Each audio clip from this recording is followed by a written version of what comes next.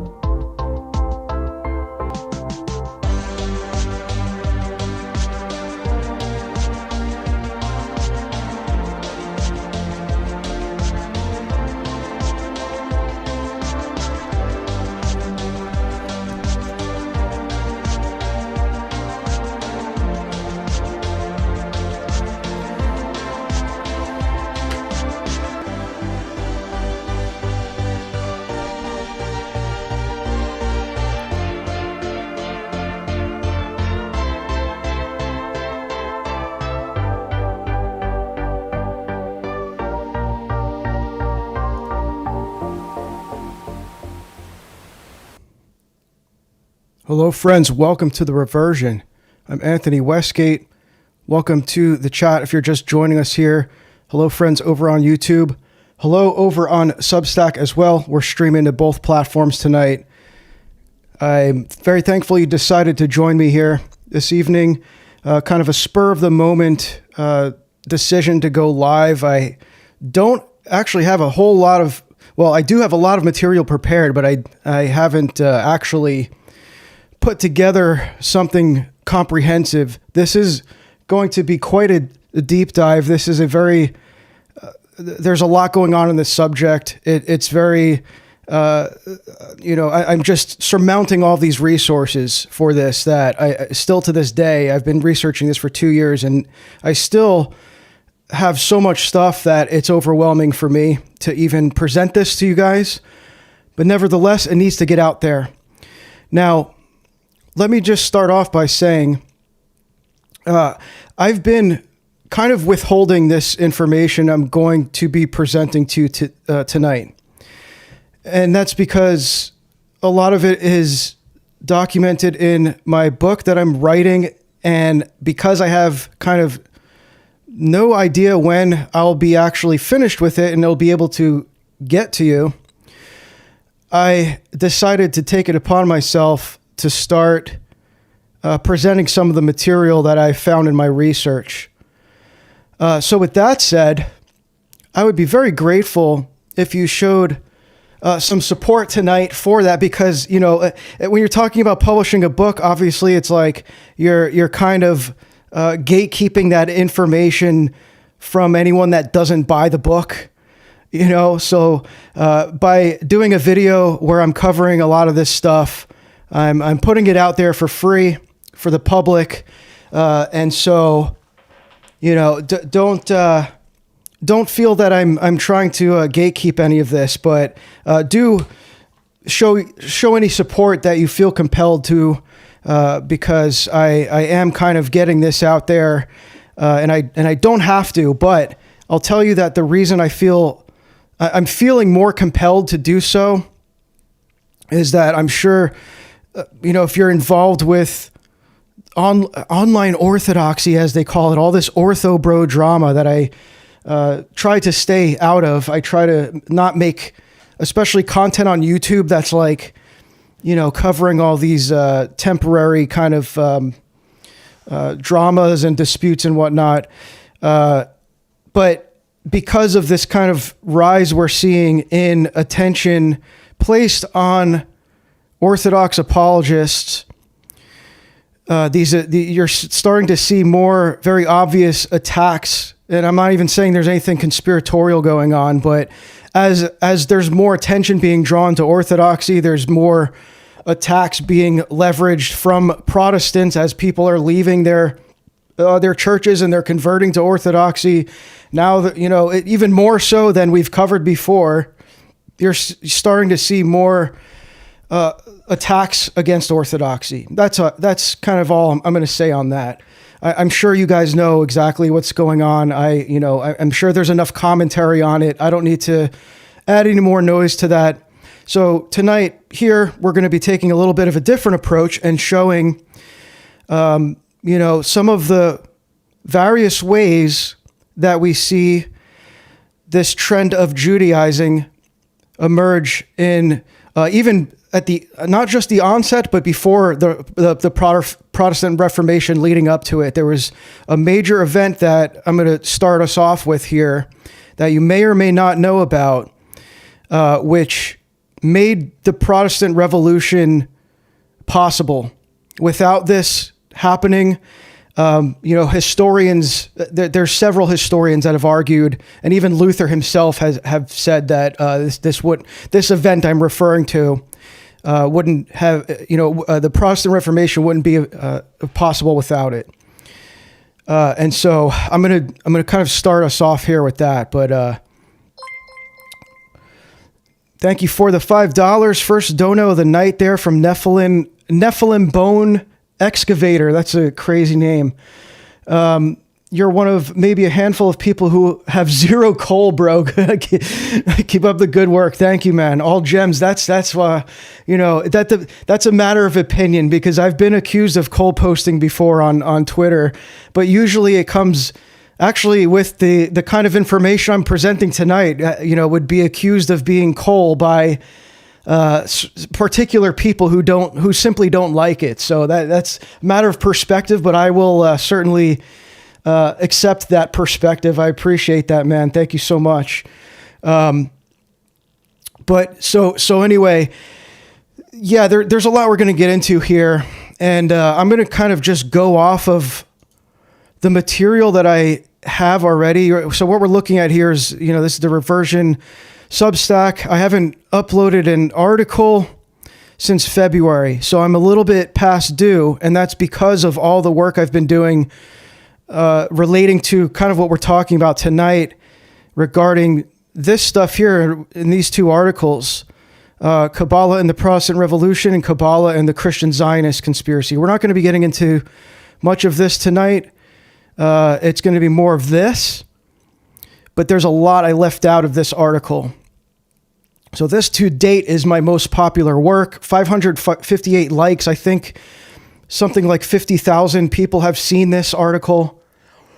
And this was just the beginning of my research that kind of took me down this path. So, and this was about just over a year ago that I published this. So you can see here that I kind of start this off presenting this with a little bit about what we're going to get into tonight. How you see throughout world history, there's a Jewish influence behind all of these revolutions, right? But particularly, we see that occur in the Protestant Revolution. You see it here in what I'm talking about, which I later determined was kind of not so related. Like, I didn't need to include this in this particular article. It was to just try to give more context, but I could have easily swapped this for some other relevant information, but I kept it in here anyway because it's all right. But this is regarding the Hussite Revolution. So I'm not going to get too into this because, again, it's just not exactly pertaining to the Protestant Reformation. This was about 100 years before. But you can read this if you want. If you haven't seen it already, I'll post it in the chat here. And I believe there was a good few months that I had this whole thing for free, but I have paywalled it since that. I kind of re-paywalled it. But if you just search on YouTube, I'll just show you. And I've demonstrated this before, but I'll just show you here. If I go to YouTube and we'll search for, oh, sorry, let me. So if I just search for,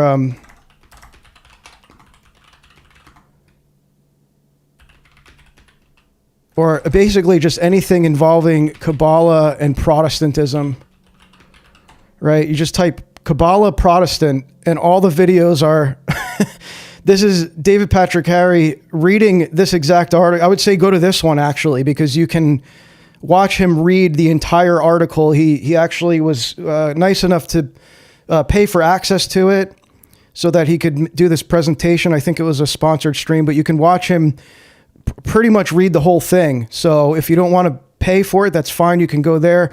I talked about it here on World War Now. There's another one, I think is a clip from the same stream.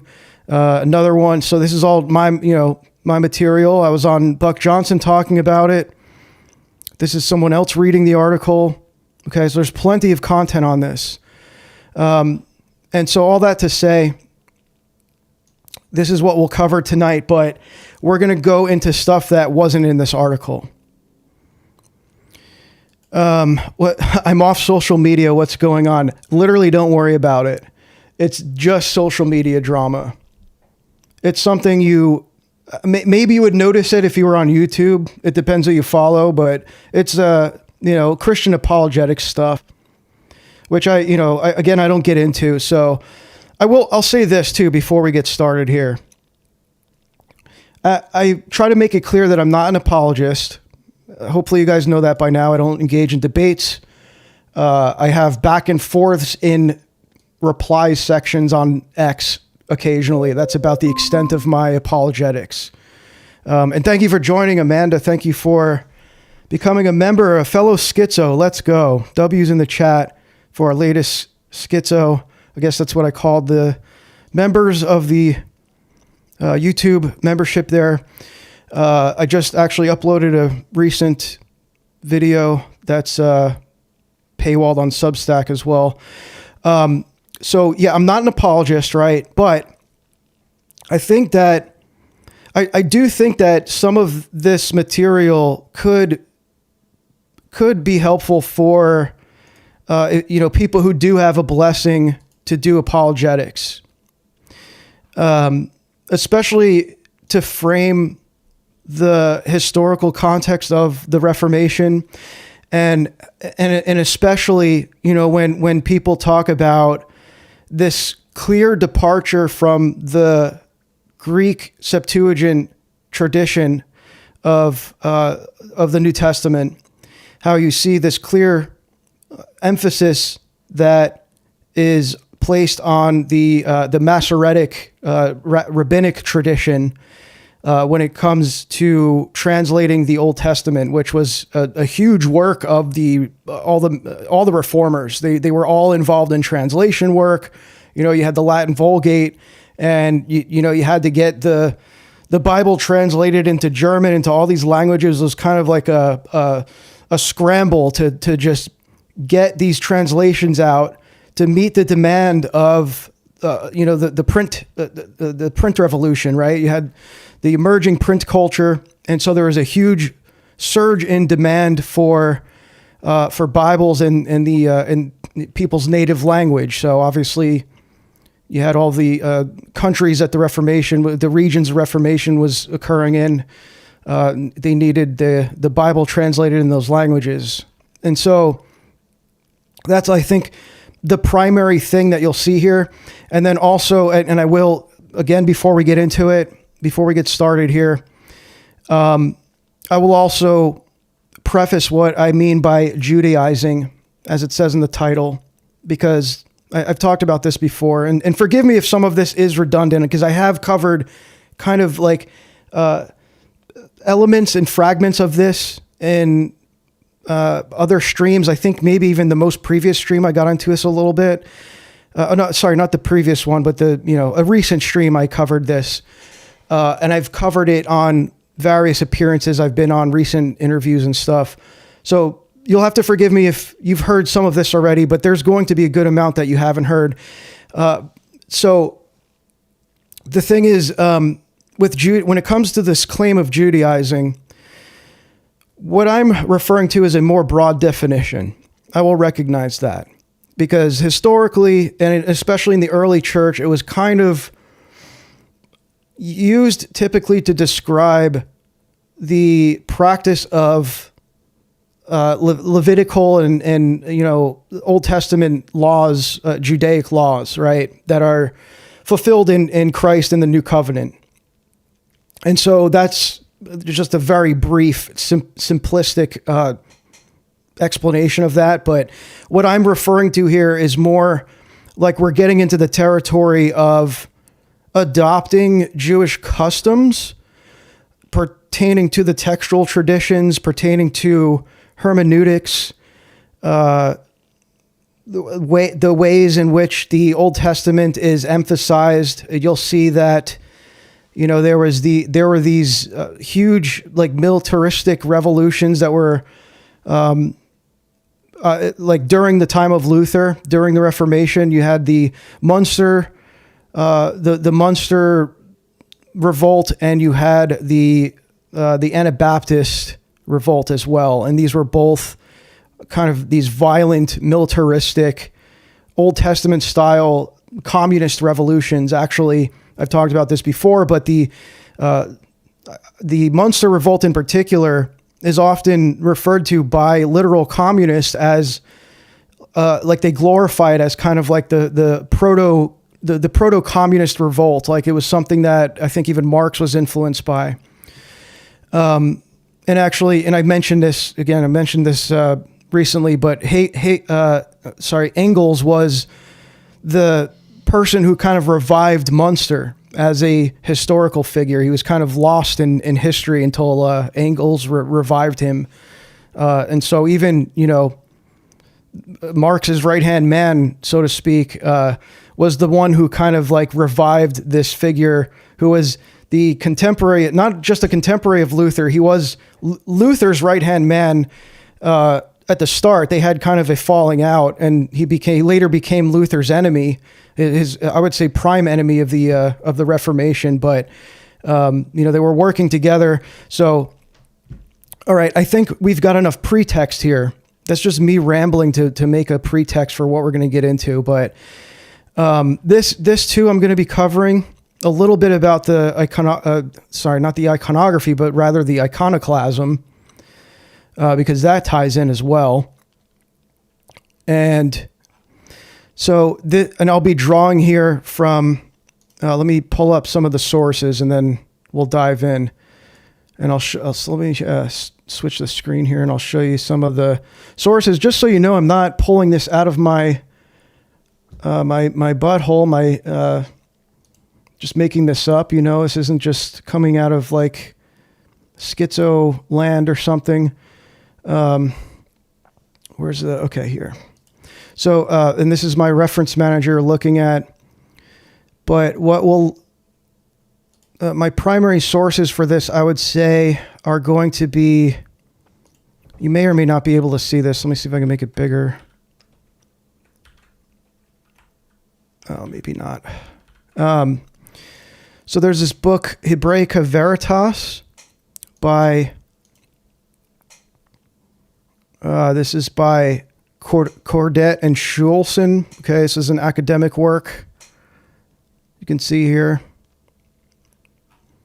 Christian Hebraism and the Study of Judaism in Early Modern Europe. Again, there's tons of literature on this, okay? So there's no need for me to go to conspiratorial or speculative sources, all right? Christian Hebraism in the Reformation era. This is another, this is maybe a good place to start.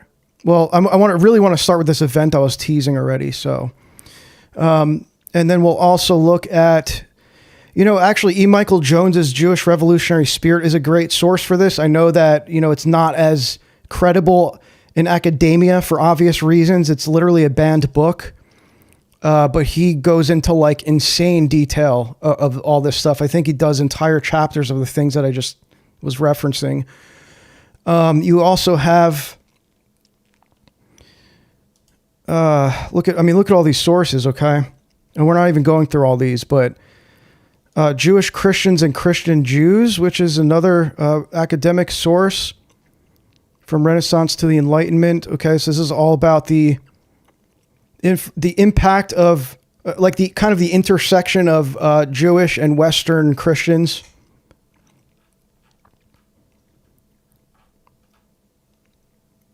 So even that kind of like phrase, Christian Jews, Jewish Christians, it kind of is like showing that blurring of the boundaries, so to speak. There's also, okay, these are two, I would say the two primary texts, actually, I forgot to even mention, are these I believe you can buy these on Amazon. These aren't as rare. This one here, Influence of, you can see this is an old copy, but I have a newer pressing of it on my library. The Influence of Judaism on the Protestant Reformation by Heinrich Graetz, who is a Jewish historian. And this has some really, really great information in it. This is really great stuff in here. And this is primarily about this event that we're going to talk about, which is, scholars call it different things. I think E. Michael Jones calls it the Battle of the Books, the Reuchlin versus Pfefferkorn affair. You may or may not be familiar with this. And we'll get into that in a second. And then the other one is this here. This is by Louis Newman, another Jewish historian, Jewish influence on Christian reform movements. It's a huge text. I think it's about 800 pages. I also have a physical copy of this. And he gets more into not just the Reformation, but he also talks a lot about the pre-Reformation revolts, like the Hussites. Look, he even does a whole chapter on the use of the term Judaizing. Maybe that's a good place to start. So let's see what he considers Judaizing. So again, like what I'm saying by Judaizing, like this has scholarship that supports it, whether you want to dispute over what is technically considered Judaizing or not. Here, a study of Christian church history and the so-called heresies or reform movements in particular reveals the frequent use of the term Judaizing. The word first appears in the book of Esther, 8:17, where the Hebrew phrase mithya hadim, many became Jews, occurs. In the Greek, the form is Judaizing. It doesn't sound like a Greek word, but all right, it's Latinized. It occurs in the New Testament in the book of Galatians, where Paul says, I said unto Peter before all, if thou being a Jew livest after the manner of the Gentiles and not as do the Jews, why compellest thou the Gentiles to live as Jews? In the literature of the church fathers, both in the Latin and the Greek, the term Judaizing in its various grammatical form is repeatedly found on the lips of the anti-Jewish party and the champions of rising Gentile Christianity. The term was one of reproach and contempt. It implied reaction and relapse into the primitive foundations of Christianity, namely Judaism. Okay, so again, remember, this is from the perspective of a Jew. And so he's, got this notion that Christianity emerged from Judaism, beyond which the new religion believed itself to have advanced. Okay, he's calling it a new religion. In the decrees of the church councils, the term gained currency from the time of the Council of Laodicea in the 4th century onward. It was used by Christian ecclesiastics like Agobard, who charged Christians at lions with Jewish inclinations and habits. Okay, so that's kind of more what we're talking about tonight. Jewish inclinations and habits. In the historical literature of the 12th and 13th century, the term Judaizer won frequent place and came to designate either individuals or groups who, as in Lombardy, adopted a Jewish outlook on life and Jewish forms of ceremony and conduct. It was employed to designate a certain heretical groups which had challenged papal authority. Okay, so kind of maybe in this context, like a Catholic anti-Protestant polemic kind of accusation. Papal bulls during these centuries when heresy flourished are filled with references to Judaizers and re-Judaizers, the latter term being applied to Jewish converts to Christianity who later returned to their original faith. Okay. So there you go. We don't have to read this whole thing, but and this is just more interesting context. The age of the Renaissance and Reformation found the phrase Judaizer popular in every camp of the Christian church. The Catholic party used it to designate the reform movements of Wycliffe and Lollard and employed it against Reuchlin, Luther, Melanchthon, Zwingli, Calvin, and their contemporaries. So that's kind of the more broader and perhaps, more like, it broader and kind of more like evolved definition that I'm employing here for this purpose. So, again, whole chapter on this, and he starts off the book that way. And then he goes into, look at all this material here. Look, Servetus and the Kabbalah, right? Like, there's a lot of interesting stuff in this book. This is a really good resource if you can get it. I believe it's still on Amazon. If you're interested in this subject, Zwingli had a lot of Judaic influence. So he attributes Zwingli's iconoclasm to his Judaic influence. So we'll get into that a little bit. And so I think what we'll start off here with is what I was saying, which you can find in this book, the Reuchlin-Pfefferkorn affair. Now, this is kind of hard to read the way that it's formatted, so I'm not going to really bother keeping this on the screen. But you can see here. I think this is how my printed copy is formatted too. It's just like an old scan or something. So, all right, let me get my resources here and we'll get started. So this is Heinrich Graetz. And Graetz was a 19th century Jewish historian. He authored this massive 11-volume series called The History of the Jews. And so he's seen as a very, to my understanding, he's a pretty authoritative source for Jewish history. Now, why are we consulting Jewish history why are we consulting historians from a Jewish perspective on this? Well, I've explained this before, because in this regard, you're getting a Protestant historian that isn't necessarily going to draw these connections. You do get some of this stuff you'll see in Philip Schaff's History of the Church. And Philip Schaff, for those who don't know, is a very famous Protestant church historian, I believe from the early 20th century, if I'm not mistaken, maybe late 19th century. And I actually used him as a source as well, and I was able to corroborate a lot of this stuff with what he's referenced before. So you can go there as well. And I think he even talks about the Reuchlin-Pfefferkorn affair as well. So those are the source. Yeah, there's a bunch of sources. I'll kind of reference them as we go here. So we'll start off with the Reuchlin-Pfefferkorn controversy, which, like I said, it served as this precondition for the Reformation. It made the Reformation possible. So this took place in 1509 under Emperor Maximilian. And just a quick side note, not going to be a whole lot going on visually here.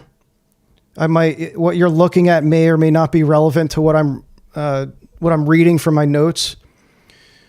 So I'll try to keep it as visually engaging as possible, but I'm mostly just reading here. So, 1509, the Reuchlin-Pfefferkorn affair starts. And so this was Johannes Pfefferkorn. He was I'll bring up Pfefferkorn.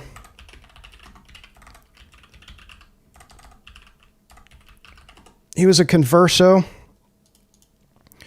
as they say. Actually, let me switch screens here again.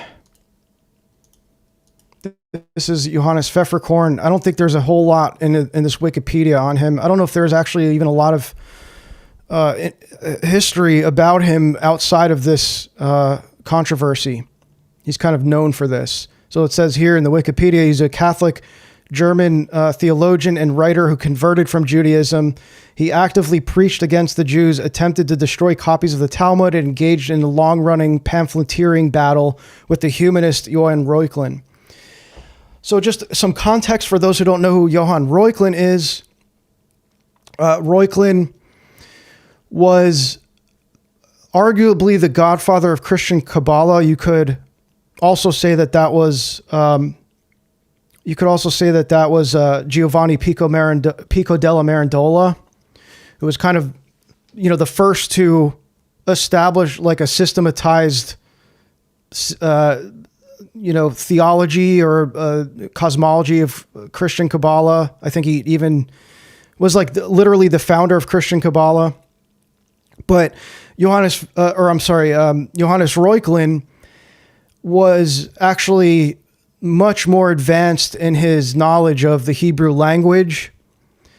And so he did probably more than Pico did in terms of developing a more systematic approach to Christian Kabbalah. He was the one that coined the, as he called it, the pentagrammatron, which was taking the name Christ, Yeshua, and inserting it into the tetragrammaton, Yahweh, right? So he took he said, oh, look, there's, you insert the letter, what is it, a Yav or something in Hebrew? I forget what the Hebrew letter was, but you insert the Hebrew letter for S, whatever that was, I forget, into the tetragrammaton, and there it spells Jesus, it spells his name. It's like this big miracle. And then this kind of set the precedent for the Christian use and application of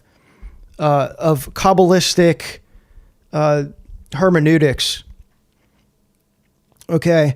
So to use to use the Hebrew language as to perceive it as having this ontological kind of magical power, that is divine or something, because it was, the tongue in which the angels communicated and the language that God spoke creation into existence, at least according to the Kabbalistic tradition.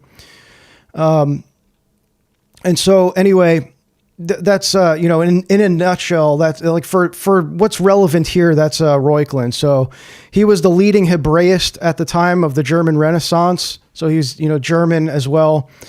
And he authored what became the foundational Hebrew grammar of the Reformation, called De Rudimentis Hebraicis. And he wrote that in 1506. And he was the only commissioner who recommended for preserving Hebrew books at the time, because simultaneously you had this widespread trend of burning the Talmud, burning various Jewish mystical texts, right?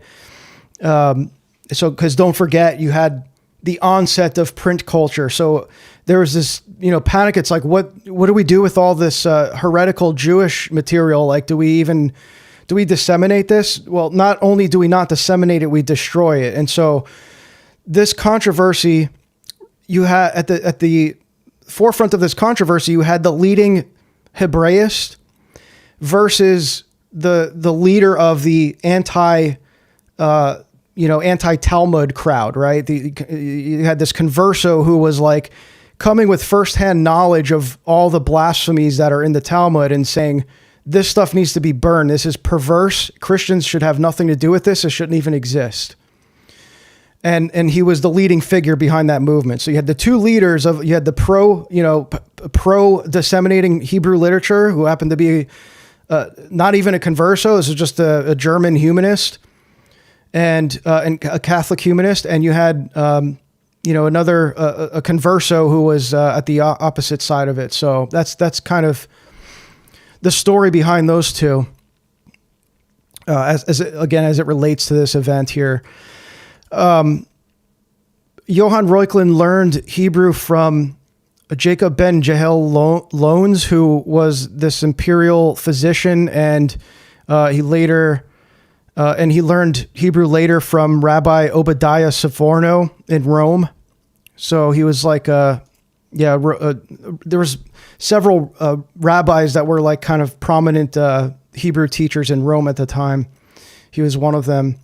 So Pfefferkorn attacks Reuchlin first. So this is like essentially what we're talking about here is an information. It's like kind of like the first information war of the print revolution. And in that regard, it's kind of like the first viral information war that ever happened. And it was literally over the dissemination of Hebrew literature, which is kind of wild.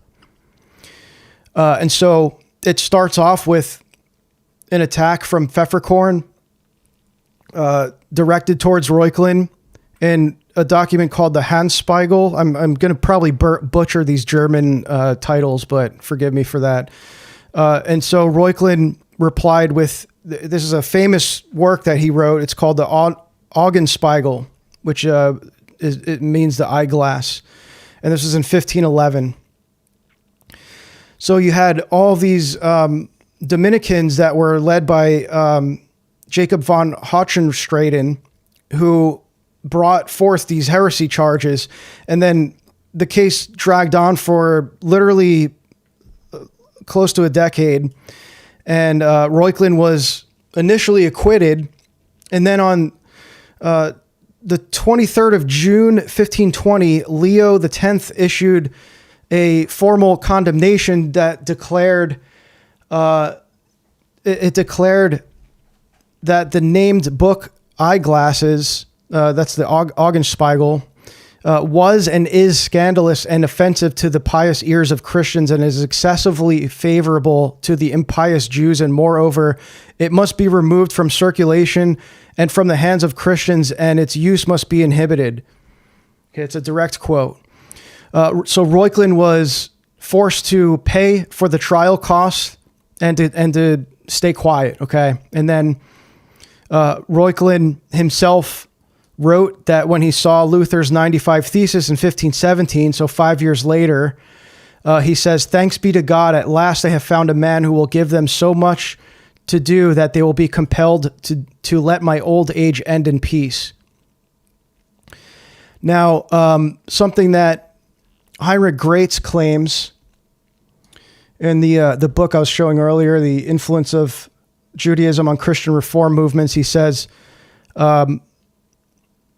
that the Talmud had a great share in the awakening of these slumbering forces. We can boldly assert that the war for and against the Talmud aroused German consciousness and created a public opinion without which the Reformation, as well as other efforts, would have died at the hour of birth, or perhaps would have never come into existence. So, in other words, the Reuchlin affair later served to mobilize the Reformation. This was the first organized political force in defense of Jewish books. You had the Letters of Obscure Men, which was published in 1515 as the most famous satire of this period. It was used as a pro-Reuchlinist weapon by his followers. And I think even this may be mentioned in the Wikipedia article on Reuchlin, if I can find it from here. Yeah. I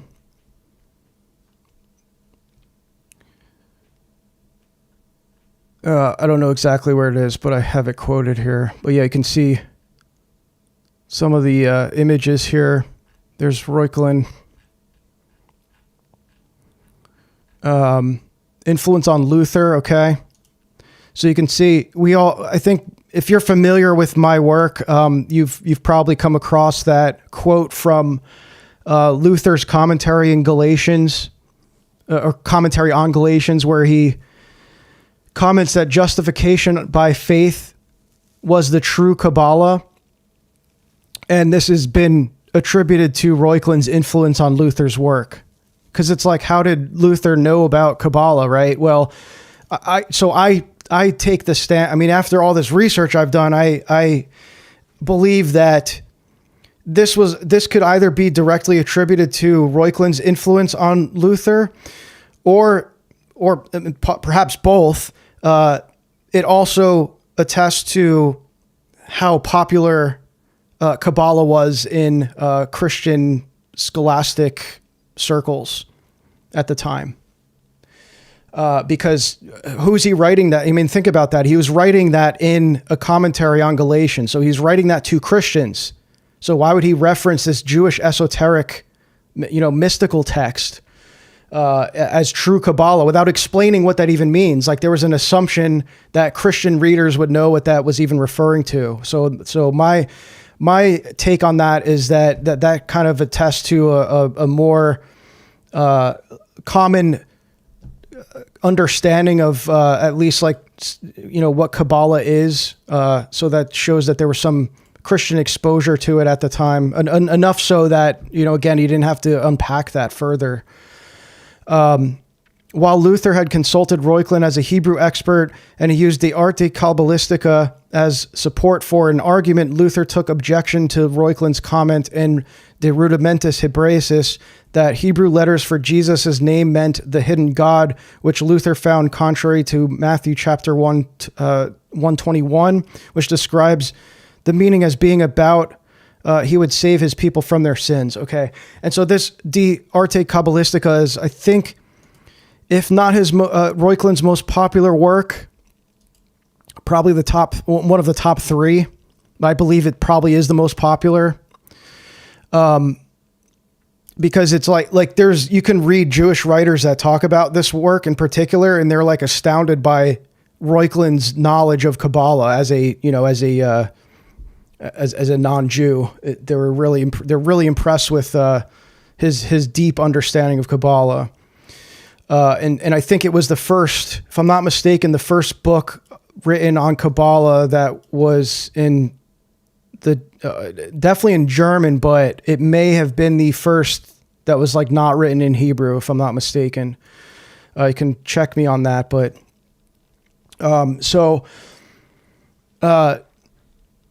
he also had a huge influence on Zwingli, which we'll get into, and the great nephew of Johannes Reuchlin was Luther's right-hand man throughout the Reformation, Philip Melanchthon, who was also an alchemist, or at least interested in by alchemist, I mean spiritual alchemy. He was interested in spiritual alchemy. And so this was the most popular work that Reuchlin wrote, and it was published at the same time, the same year as the Reformation, so 1517. So you had, at the same time as the Reformation, the most popular work in Europe at the time written on Kabbalah was published simultaneously. Not saying that means, anything other than that. It's just maybe an interesting coincidence.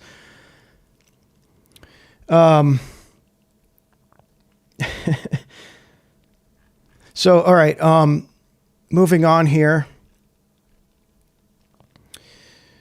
So that's the Reuchlin affair, very briefly explained, which, again, let me see if I have more. I think I had more quotes on this, like how it actually, let's see here. I'm going to be kind of hopping around my sources here, but, like behind the scenes. Okay. So some of the claims they leveraged against each other were kind of funny.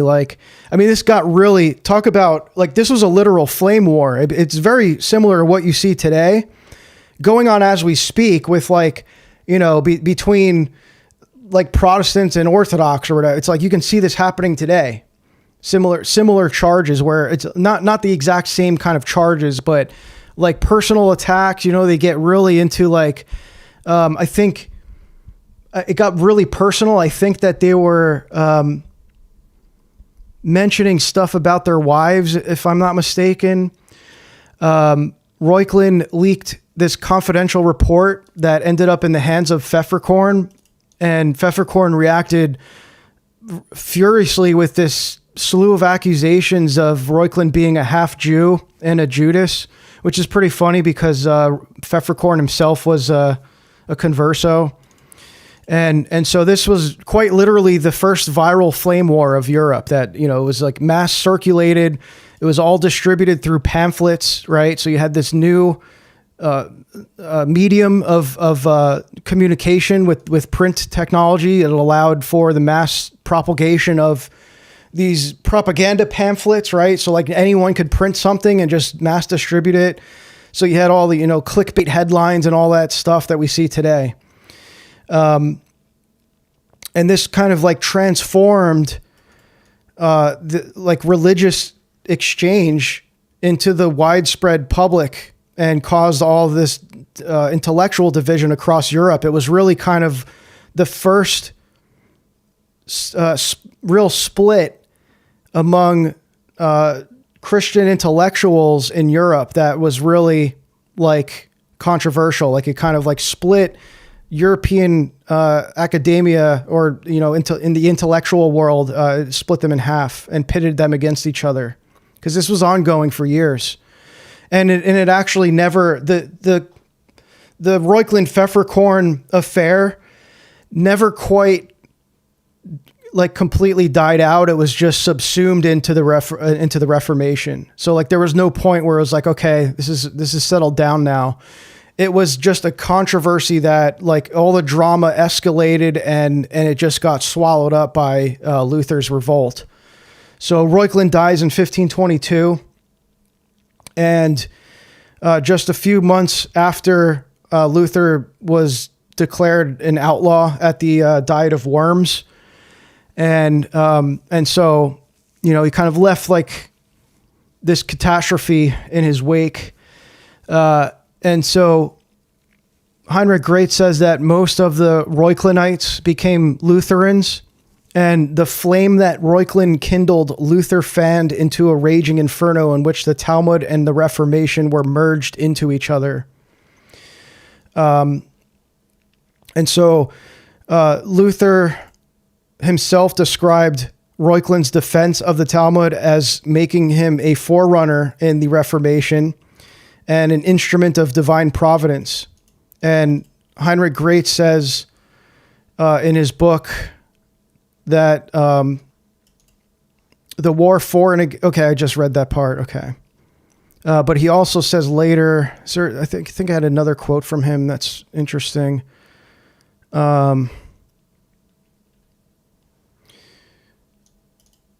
Okay. And there's like an interesting part to this where there was a hung jury at the trial, and there's accusation. I mean, this is debated among historians, but there's accusations that Reuchlin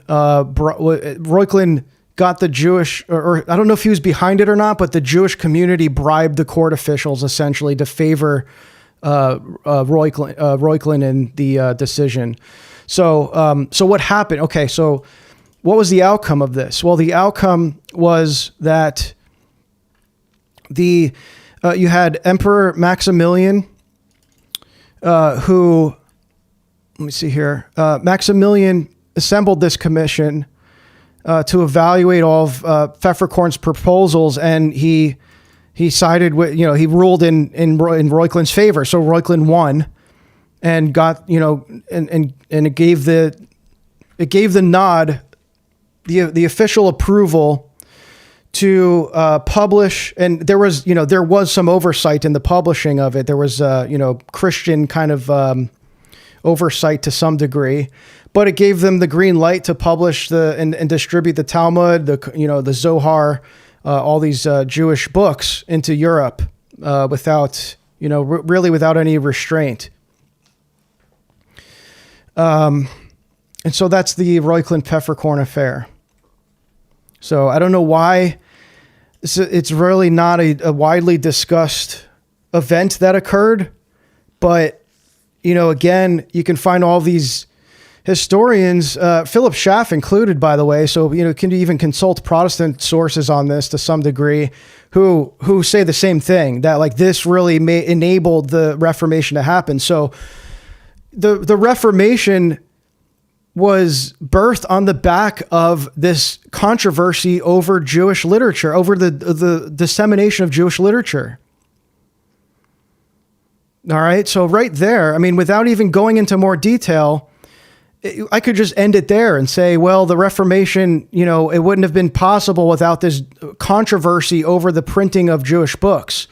But we'll see when we go even further that it really was not possible if this had not happened, because when you get into the influence that Christian Hebraism had on early Protestant scholarship, they wouldn't have been able to do any of the translation work for the Old Testament, to translate the Old Testament into these various languages.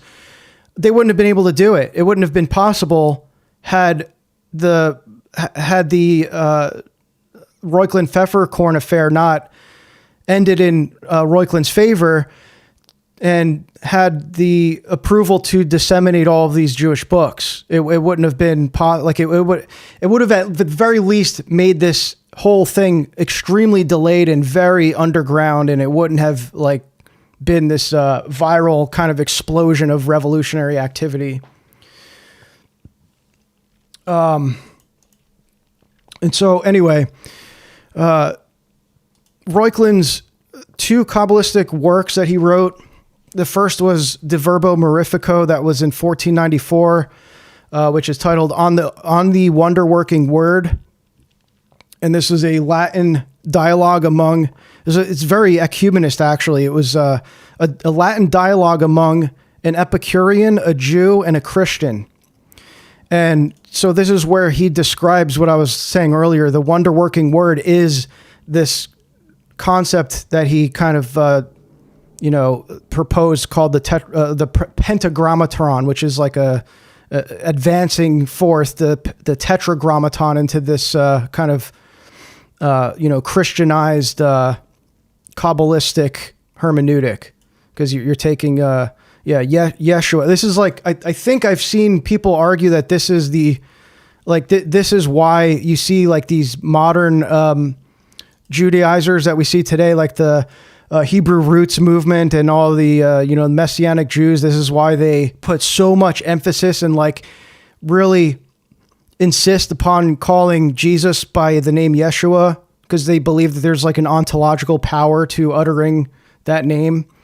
So I don't know if you could actually trace it to that, but that's certainly the point where it became more widespread within Christendom. Did I just speak Yiddish? No, I was saying the unspeakable name. That's I think literally, if you look at some of the history on Jewish magic, that's kind of the whole precedence for Jewish magic was based on the tetragrammaton, the uttering of the divine name, how there's this kind of dialectical tension of non-utterance and utterance. So I don't want to get too into that because it's a little off topic, but there's some interesting stuff there.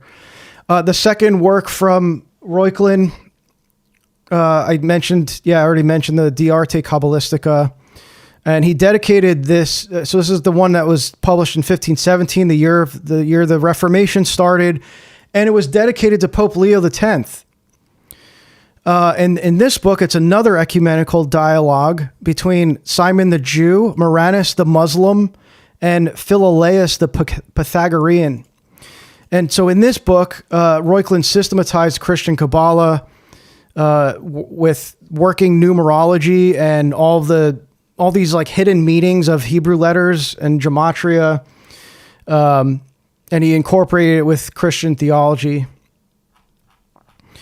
So, sorry, like I said, I don't have a whole lot visually here, so I'll try to at least put up some figures that we're talking about as they come. But what else here? Okay, so there's another great book that, I'm going to switch screens here temporarily. There's another book or I think this is more of maybe an academic journal, Kilcher. Sorry. Andreas Kilcher is his name. The Theological Dialectics of Christian Hebraism and Kabbalah in Early Modernity. Okay. This is a chapter from, I think, a larger work. So I just have this chapter here, but I might have the full volume somewhere. But here he describes how essentially, now I'll just kind of state this too, because this is an important distinction. I think I mentioned this in my article too. But when we talk about the Kabbalistic influence in the Reformation, it requires more context, because I've said this before, but at least the magisterial reformers, to varying degrees, Luther being on the extreme opposition, and I would say Zwingli being on the more sympathetic side, were opposed to Jewish mysticism largely, in a way that Reuchlin was an advocate for, let's say. Okay, but again, to varying degrees. So you had Luther on one extreme, Zwingli on another, because Zwingli was definitely way more influenced by both Pico and Reuchlin, who we can see from Philip Schaff, right? So I'm going to reference a Protestant historian even mentions this. Philip Schaff has attributed Pico and I think to a lesser degree Reuchlin, as he's attributed them to being these kind of heroes of proto-Protestantism. So he sees them as proto-Protestant heroes in that regard because of their opposition to the Catholic Church and their influence on the magisterial reformers. And so in this work here, he's describing like it says in the title, you have these theological dialectics between Hebraism and Kabbalism. So on the one hand, you had the reformers who were opposed to Kabbalah, but then on the other, they were completely dependent upon Hebraism. They had to employ Hebraism in order to parse the Old Testament, in order to translate it, to understand its teachings, right? And so that required relying on rabbinical sources, who sometimes that's where the lines get blurred. It's like, how many of those rabbis did have Kabbalistic knowledge and were kind of transmitting it in a more subversive way? It's hard to say. Probably can't really tell. I mean, in some cases you can see that occur very obviously. Like for example, with Pico del Mirandola, the primary rabbi that he was consulting for, because he didn't know Hebrew, so he depended on this rabbi who went by the name of what was his name? Gosh. Oh, I have it here somewhere.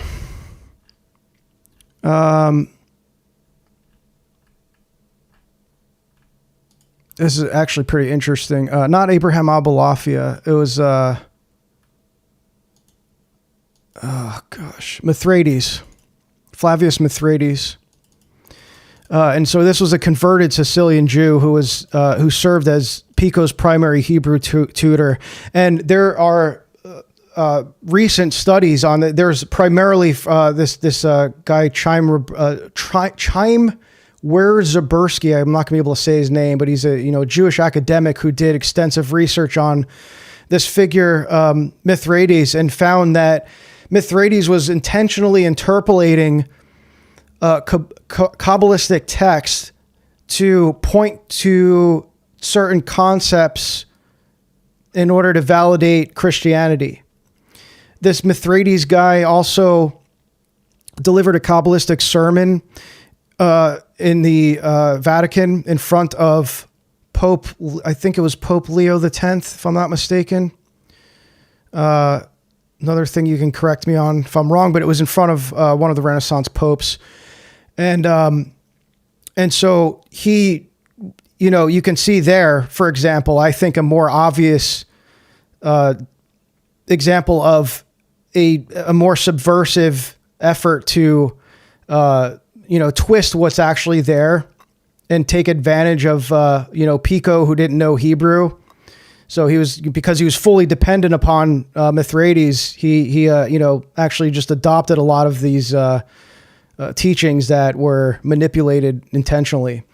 Anyway, and so you see that, at least in a few, I think in my opinion, for this period, you see that at least in maybe a handful of times where it's more obviously a purposeful manipulation. But so this is important to understand this dialectic, because it's explaining essentially how Christian Hebraism and Christian Kabbalah had this kind of inseparable but often blurry tie that they were both dependent upon each other. And so you had that dialectic where he calls it, the best way to understand this, he describes in the first paragraph. You have the view of Judaism in early modern Christianity was highly contradictory. It moved between two poles: hostility towards Jews on the one hand, okay, like for example, how whenever you talk about this exact thing I'm talking about, the common response from almost anyone that knows anything about this is they're going to say, well, that's ridiculous. That's absurd. How could you even say that? You have Martin Luther, who was like one of the most notorious anti-Semites in history, right? He wrote on the Jews and their lies. How can you say that? Well, this is explaining that exact tension there, where you had hostility towards the Jews on the one hand and philo-Semitic curiosity and interest on the other. In both cases, the matter at hand was legitimation, or more precisely, the legitimation of Christianity through Judaism. On the one hand, Judaism became the object of negative legitimation, where Christianity asserted itself on the basis of the rejection of Judaism, using theological arguments to dispute and contest Judaism while censoring, discarding, and burning its books.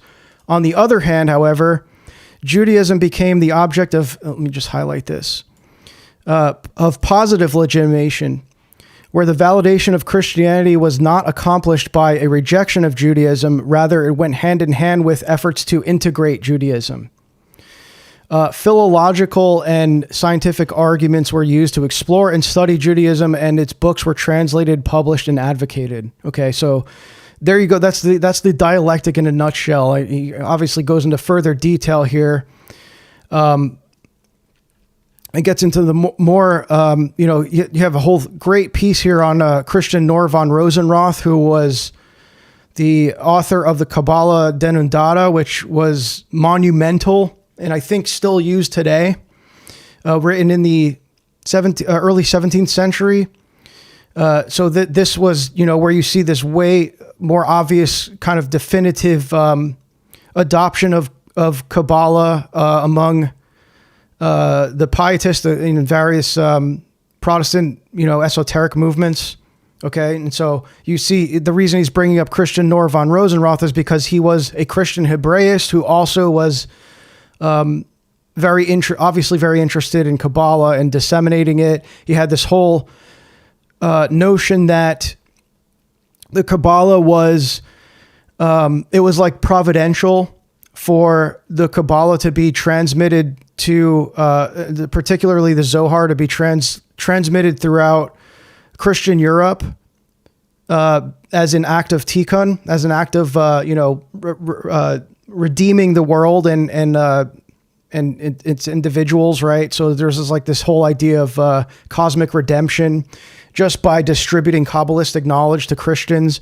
And this coincided at the same time with sentiments that you see emerging throughout the Reformation among the esoteric, mystical Jewish teachers of the time. You had one in particular.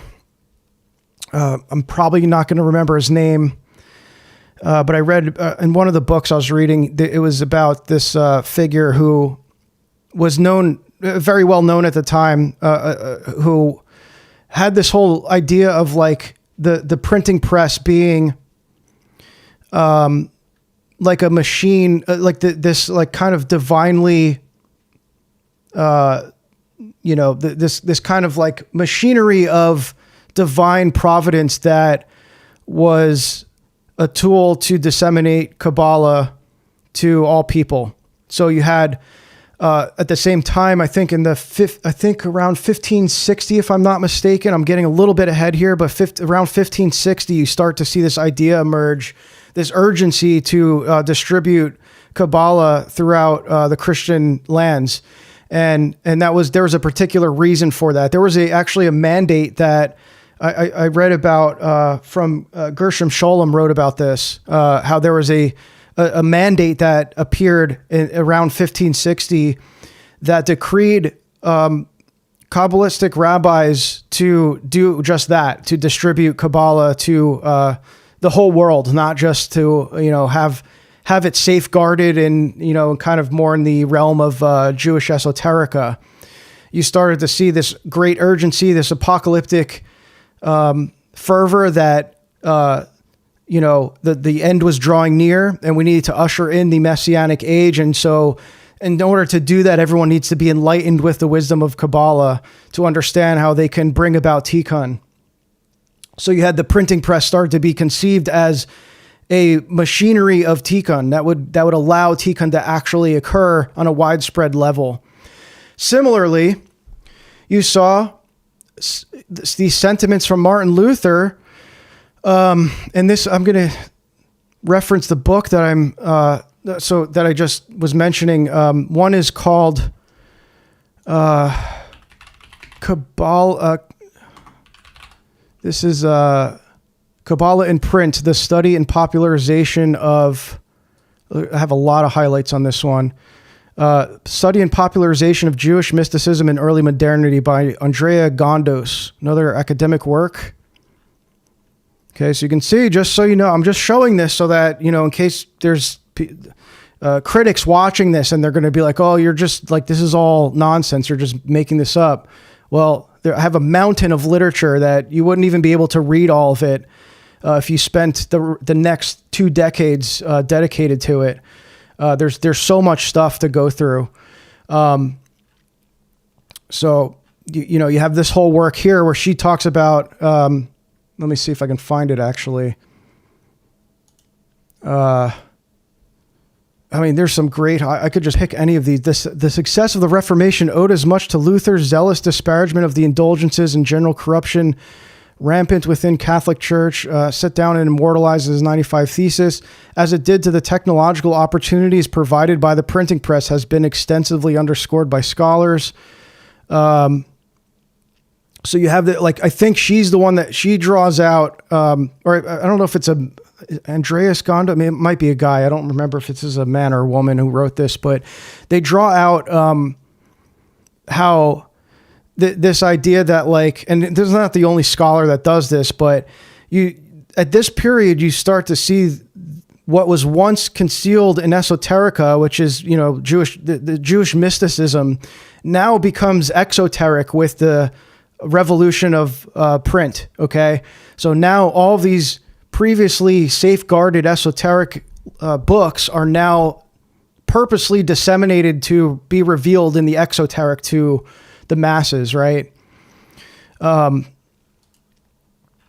you had, obviously you had capitalistic reasons for that. There was a large demand for Jewish literature because of the demand for, in scholarship to translate and interpret the Old Testament. Because don't forget, think about the fact that the Old Testament made up 2/3 of the Bible, right? So you get a raw Latin translation of the Bible, and you want to translate it into, your language, let's say German, and use the original languages, well, most of the work you're doing, 2/3 of the work you're doing is involving Hebrew. So there's a huge demand for Jewish scholarship, Jewish literature in order to do all that work.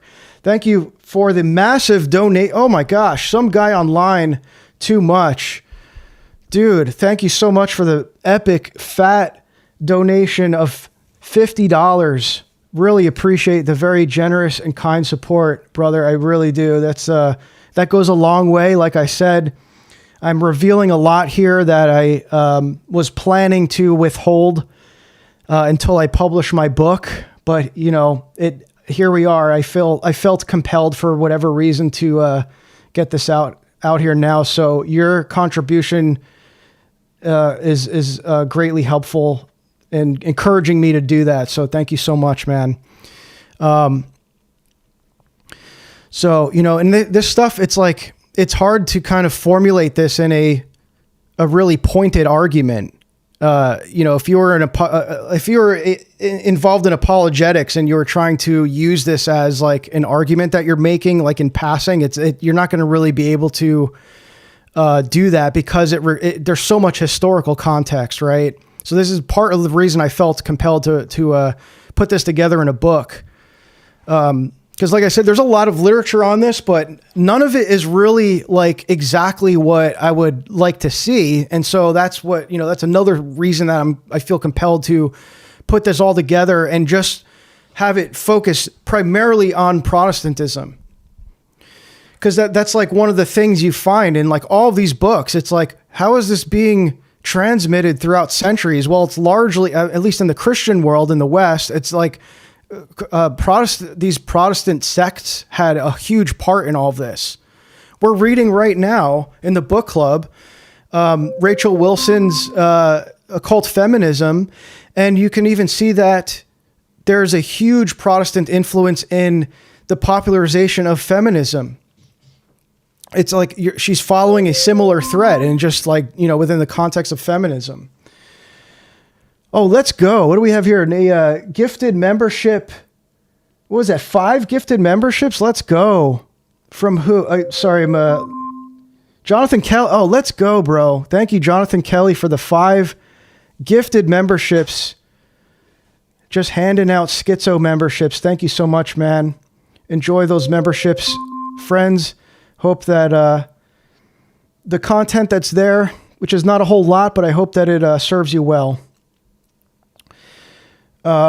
Yes, Based Kelly, let's go. W's in chat for Jonathan Kelly. W's in chat for some guy online too much. Appreciate all of you guys.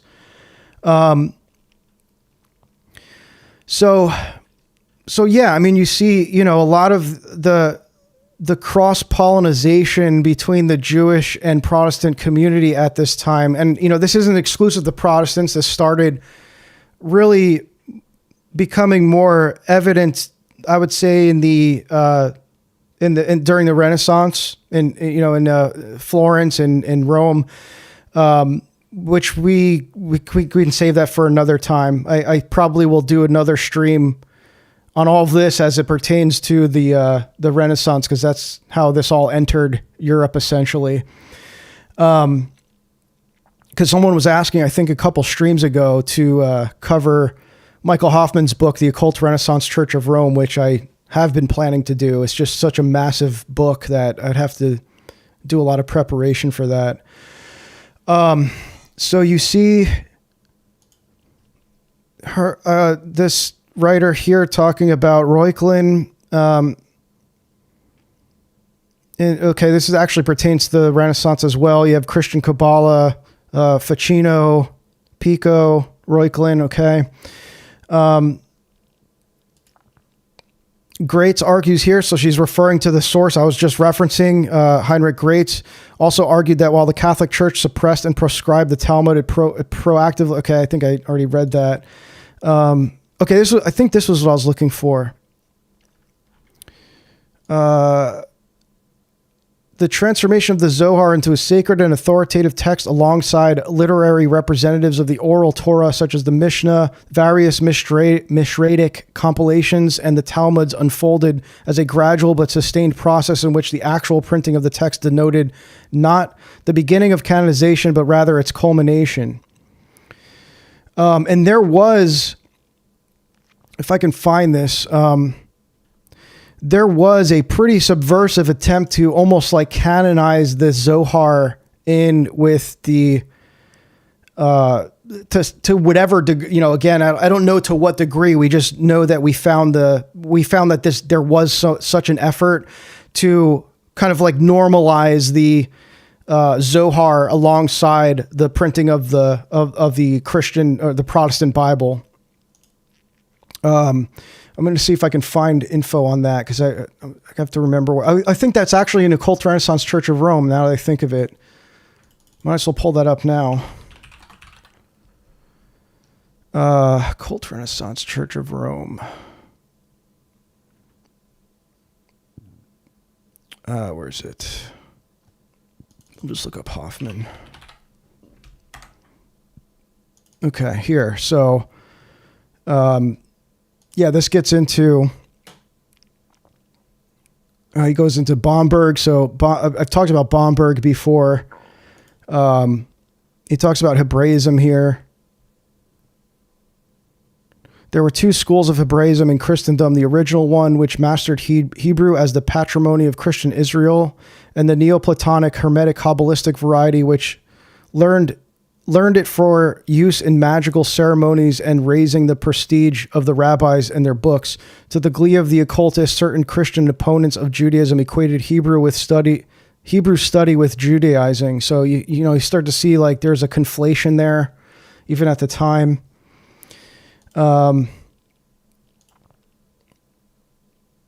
What I'm looking for is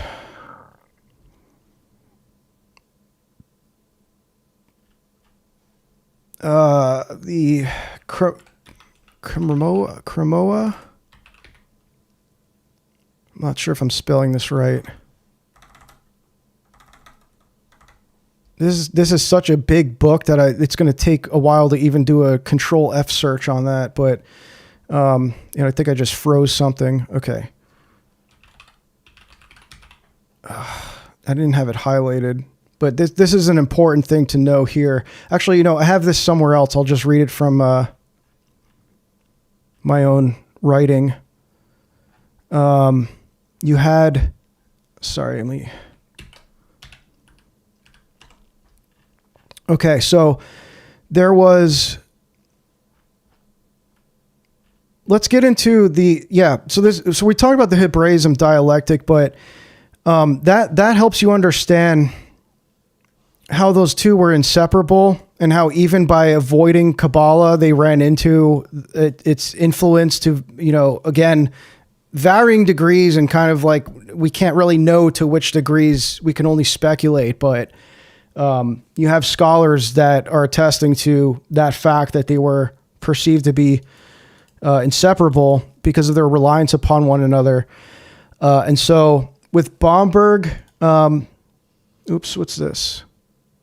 Yeah, I'm going to have to close Zotero here because it's like now crashing. Yeah,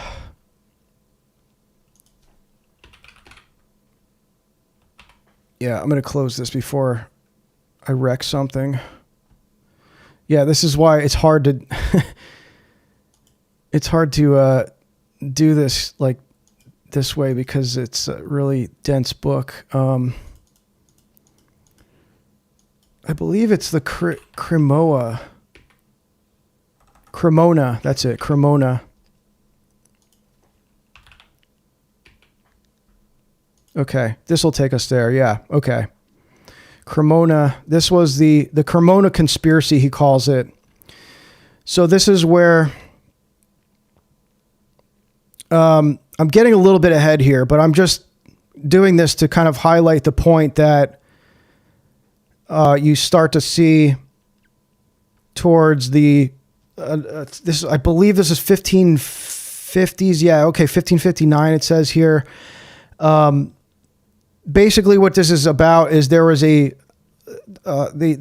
inquisitors found a print shop called in Cremona, I guess, which was I think it was not as popular as Bomberg's, but it was up there. It was one of the more prominent presses at the time, and they found how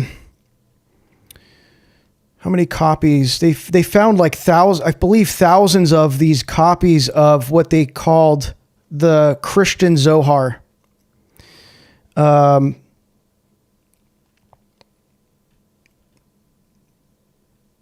Yeah, I'm gonna refer to because I have it cited here a little bit more concisely. So, if I can find it. So, like I said, I'm not totally prepared for this, so just bear with me. Okay, here. So 1553, the Talmud's declared blasphemous by a papal order. And so you see, this resurgence of book burnings of the Talmud throughout Rome, and it's, under papal control. And then Heinrich Graetz argues that, I already cited that. So this is like this dialectic where the Catholic Church both prescribed the Talmud and then also promoted the printing of the Kabbalah. And you see that in these various print shops that were funded by the Vatican. So you have 5 years after that decree to burn the Talmud in 1553, 5 years later, you see this version of the Zohar that's known despairingly among rabbis as the Christian version. And this appeared in Vincenzo Conti's Christian operated workshop in Cremona. That's what he's referring to as the Cremona conspiracy. And this was printed under explicit Inquisition approval. But they like I said, they found that there were all of these copies that escaped the fires of censorship, and they were all there and being distributed, and they were used by, they're being printed and disseminated among the Christian world. And so there's a famous quote from Sixtus of Siena, who says that by means of the Kabbalah, Christians can stab Jews with their own weapon. Okay. And so that's like kind of a reference to like how they were using it for apologetics. Like they thought that it attested to these Christian truths. So they were using it to try to convert the Jews.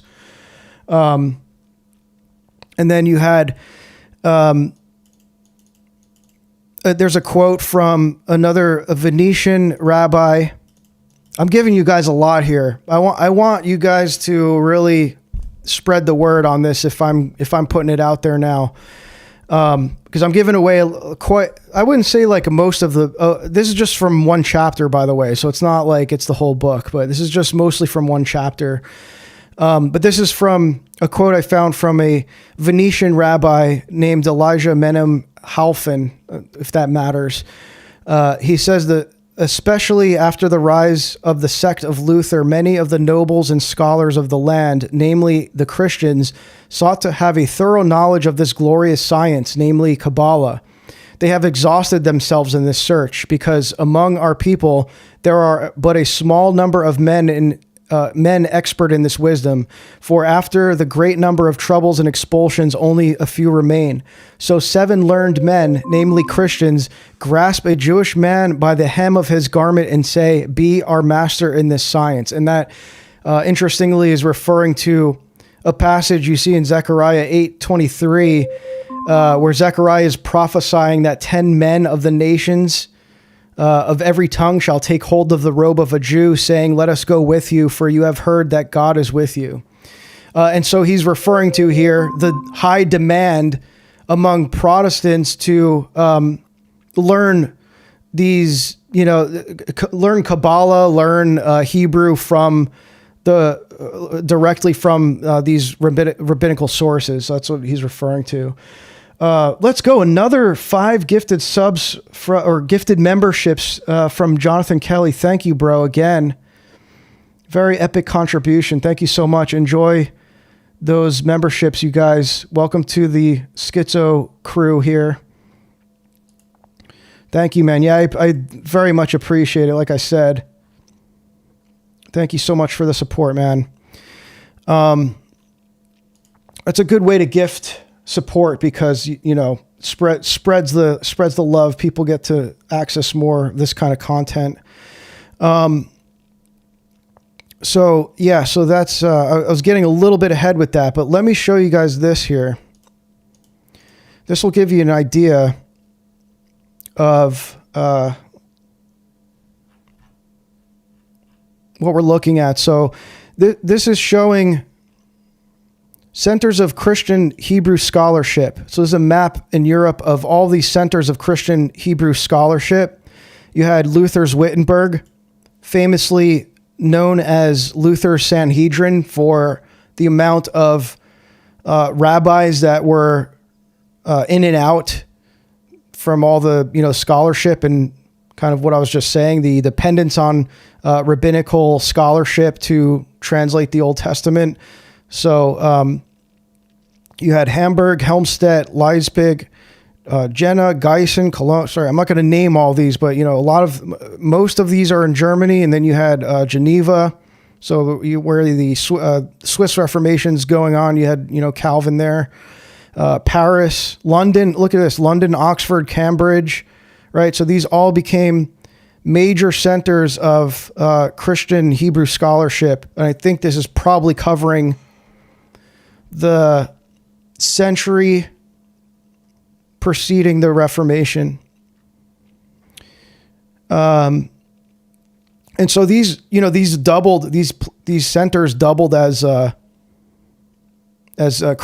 centers for Christian Hebrew printing. So you can look, it's essentially the same map. It's like showing you here that the Hebrew scholarship, Christian Hebrew scholarship, and Christian Hebrew printing were occurring in the same exact places.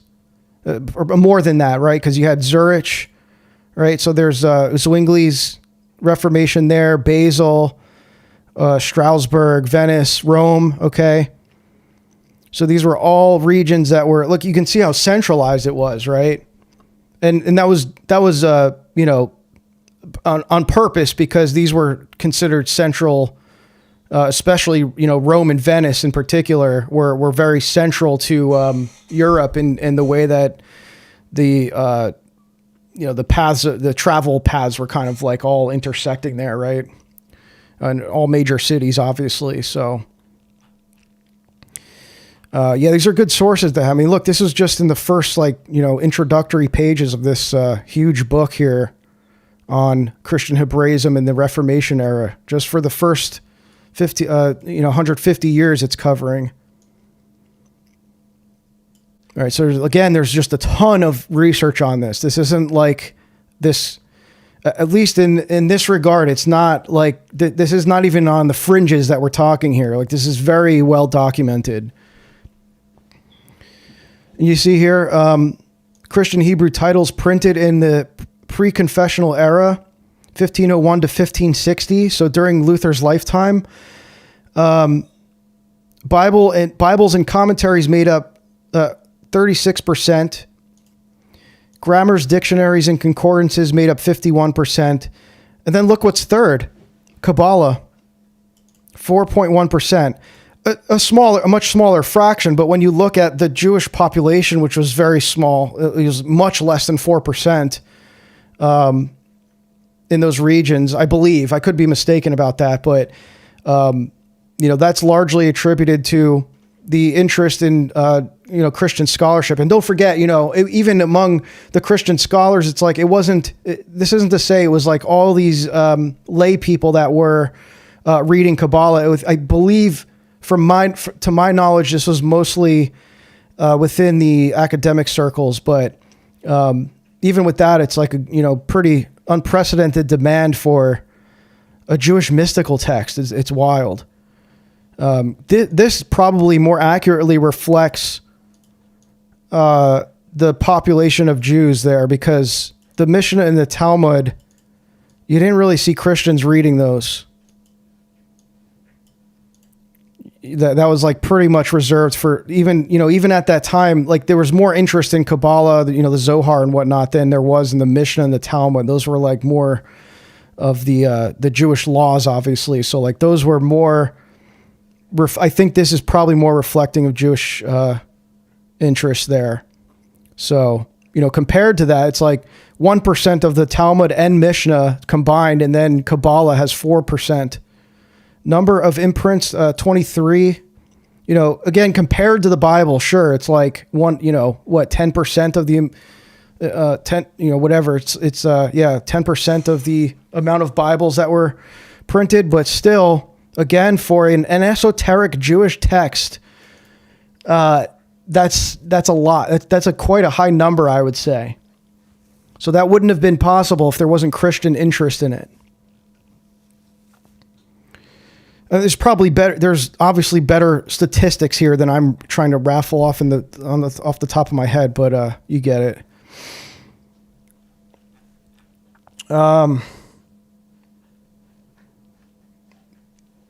Sorry, let me catch up on chat here. Not a whole lot going on in this. If you're over on Substack and you want to join the chat, we're got a pretty active crew over there on YouTube, so you can make your way over there. You're welcome either way. Okay, let me get back to our coverage here. So yeah, okay. So now, a lot of people, when they encounter this, they're like, "Oh, this explains this turn you see towards the emphasis on the Masoretic text over the Septuagint." And that's correct. People who assume that based on even a precursory level of knowledge on this history here, they are correct in that assumption. At least that's what I would argue. And so, let's see if I believe I have a book on this, if I'm not mistaken.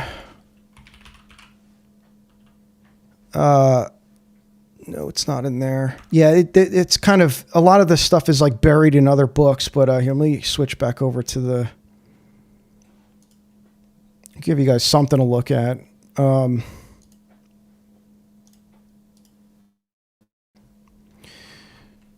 The Masoretic, I don't know, I'm just pulling something up, right? Wikipedia for Masoretic text, okay. So does this have a Reformation section?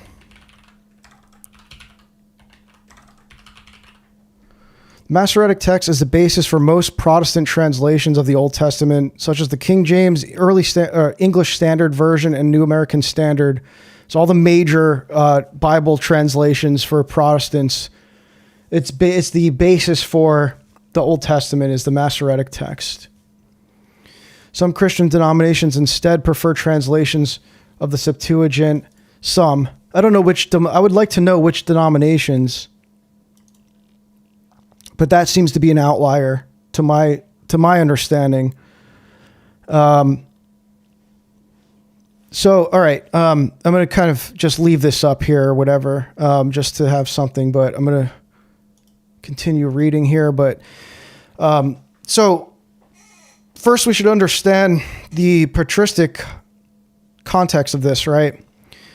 The Old Testament of the apostles that the apostles referred to, the New Testament writers, the Greek fathers, is obviously it's the Septuagint, and you know this because the apostles, when they're quoting, often you can see that when they're quoting the Old Testament, it's from the Septuagint. It's like that's pretty undisputed. I mean, there's Protestant scholars that will say this too. What the figure who's often brought up about this, Protestants will refer to Jerome, right? Jerome employed this notion of Hebraica veritas, okay, meaning the Hebrew truth, which is the kind of the intellectual conditions that the reformers operated under as well. This was like their kind of rally cry, similar to how you see in the Renaissance period that justified the syncretism of all the, Hermeticism, Kabbalah, Neoplatonism, right? Which was this call to Prisca Theologia, this most ancient theology is the most true kind of thing, right? So it was kind of a similar presupposition this Hebraic of Veritas. It's like, well, the Hebrew is elite. It's the most, pure in its way that it communicates truth.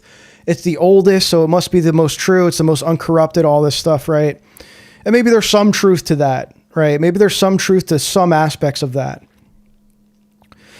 But, I think the fact that we've emphasized the Greek Septuagint tradition throughout church history, it kind of like negates that to an extent, right? But anyway, Jerome, Saint Jerome is usually the figure that is brought up, like this one guy, right? It's like, oh, what about Saint Jerome, who appealed to this Hebraic of Veritas, and he argued. This was argued later in his life in the prefaces to his Latin Vulgate that Hebrew is the source and the translations that should follow it of the Old Testament. So St. Augustine pushed back against this, and there was a dispute that they had, which is preserved in their letters to each other. And in one of them from Augustine, he says the Septuagint has the authority of the apostles. And then Jerome, in his preface to the books of Samuel and Kings, he says, I am not so much changing the old Septuagint as restoring the translation from the ancient Hebrew sources. So this becomes kind of the normative for the Western Latin church. Jerome kind of wins that dispute, I guess, so to speak, but only because the Vulgate became the normative liturgical Bible for the Latin church, right? So for the Greek and Eastern Orthodox, the Greek world and the Eastern Orthodox, they maintained that the tradition of the Septuagint, which remains to this day. And there's I think I just kind of showed it earlier, but there's an academic work on this. I'm not going to be able to pronounce a person's name, Mihalea or something. He argues that the Septuagint the Septuagint is the Old Testament of the Orthodox Church, like definitively. But then you see this clear departure from that in the Reformation, where the pendulum kind of swings back in the direction of Hebraic Veritas, of St. Jerome's emphasis on the Old Testament, but even harder than Jerome himself did. So Luther translates the Old Testament from the Masoretic text. And keep in mind, again, this was a text that was filled by these rabbinic speculations, the Masoretes between the 7th and 10th centuries AD. So it's a post-Christian, textual tradition. Zwingli also worked primarily from the Hebrew, with the Septuagint consulted, but again, like this is another thing. Like Protestants will always point out correctly that they didn't abandon the Septuagint. The Reformers didn't like completely put the Septuagint on the shelf and say this is useless. The point is that the emphasis was placed on the Masoretic text over the Septuagint, and to a degree, again, in which you didn't even see Jerome do it to that extent, right? So they went even beyond the Latin tradition. And so Zwingli as well. Zwingli, by the way, since we're mentioning Zwingli was the most, out of the magisterial reformers, we didn't even get into the radical reformers, okay? That's like a whole other story. But out of the magisterial reformers, Zwingli was the most influenced by Kabbalah and by Judaism. And that, you can see that in the Jewish sources themselves. Greats talks about this. Newman talks about it. Even, Philip Schaff references that, how there was, I think, 10 of Pico's banned Kabbalistic conclusions that he wrote that got him in trouble with Rome. those were appropriated by Ulrich Zwingli. I can never say his name right. Or Ulrich Zwingli. So he was, very influenced by Pico. And so anyway,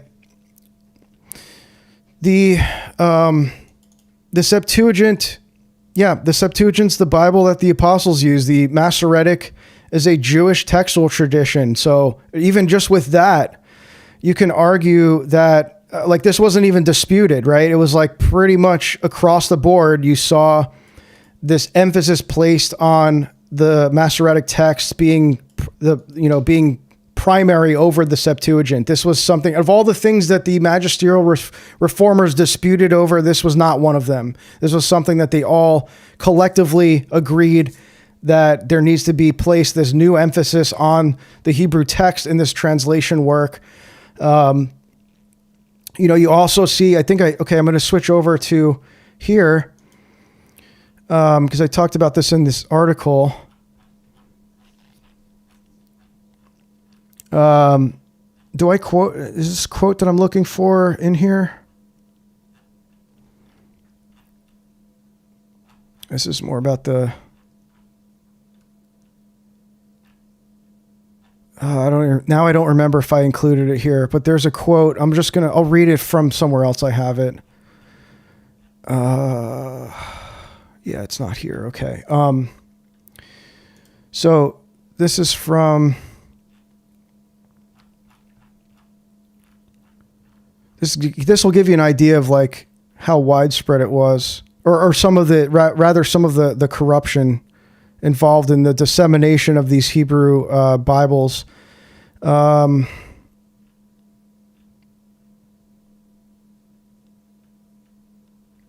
Sorry, 1 second. I hope I have it. No, do I? Okay, maybe I took it out. Never mind. It was a quote from a Catholic scholar who talked about basically how I'm quite sure I had it in here.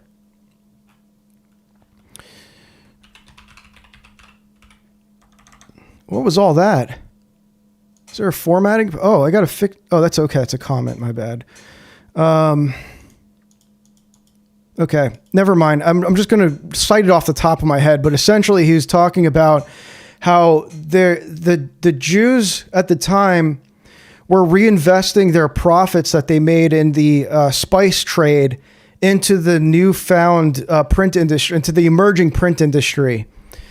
And so they kind of co-opted, this was where some of the subversion came in, is that they co-opted the Protestant Revolution to undermine the papacy. And so they purposely started to corrupt these texts, such as leaving out, or manipulating certain messianic prophecies that were very obviously about Christ, such as Isaiah 53 famously, right? They manipulate, this gets into a little bit about where you start to see the emergence of or the emphasis on penal substitutionary atonement kind of comes through some of those corruptions.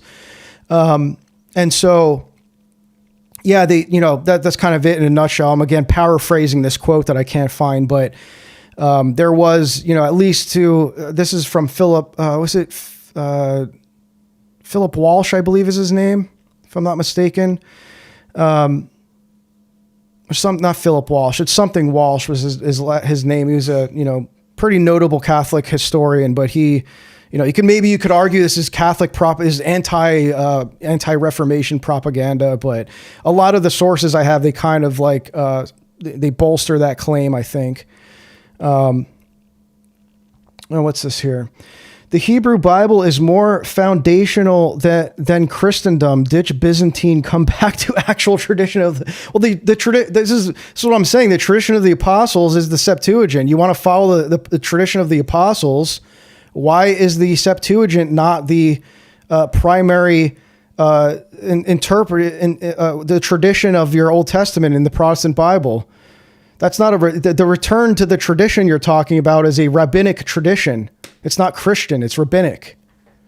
So no, we're not going to return to that tradition. We were like, you want the apostolic tradition, use the text that the apostles used. It was the Septuagint, not the Masoretic. The Masoretic postdates the apostles. So why is it that Protestants use a Masoretic rabbinical textual tradition? You abandoned the Greek Septuagint.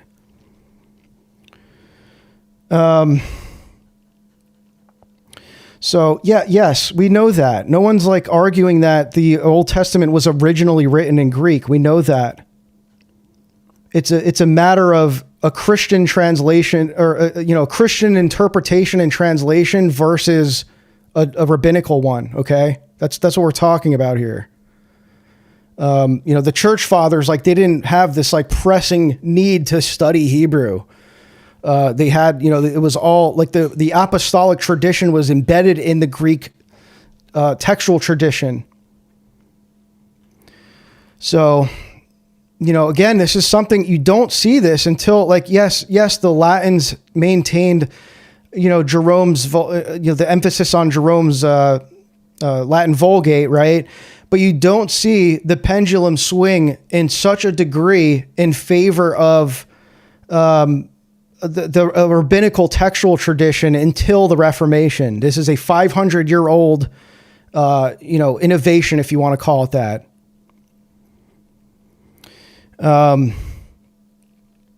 So yeah, that's what we're talking about here. We're talking about these clear shifts that were made. And again, you want to dispute this stuff, go to the sources that I'm referencing. These are all academic sources, so you don't have to argue against me. I'm just giving you this information, okay? I can give you a whole list of literature if you want to do a refutation of everything I'm saying. Argue with the scholars, all right?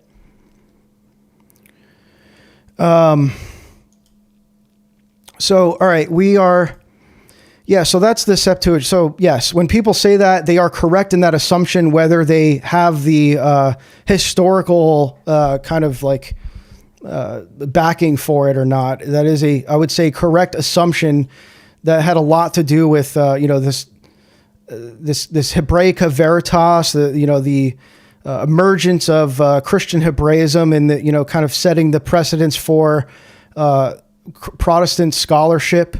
Okay. Luther's Hebrew dependency is interesting because you had, again, very kind of paradoxical, because he was known as this famous anti-Semite, but he also, had no choice but to consult rabbinic influence, rabbis and whatnot. I think he did make some efforts to like avoid, the more mystically inclined rabbis, but it's like you can't really do that completely.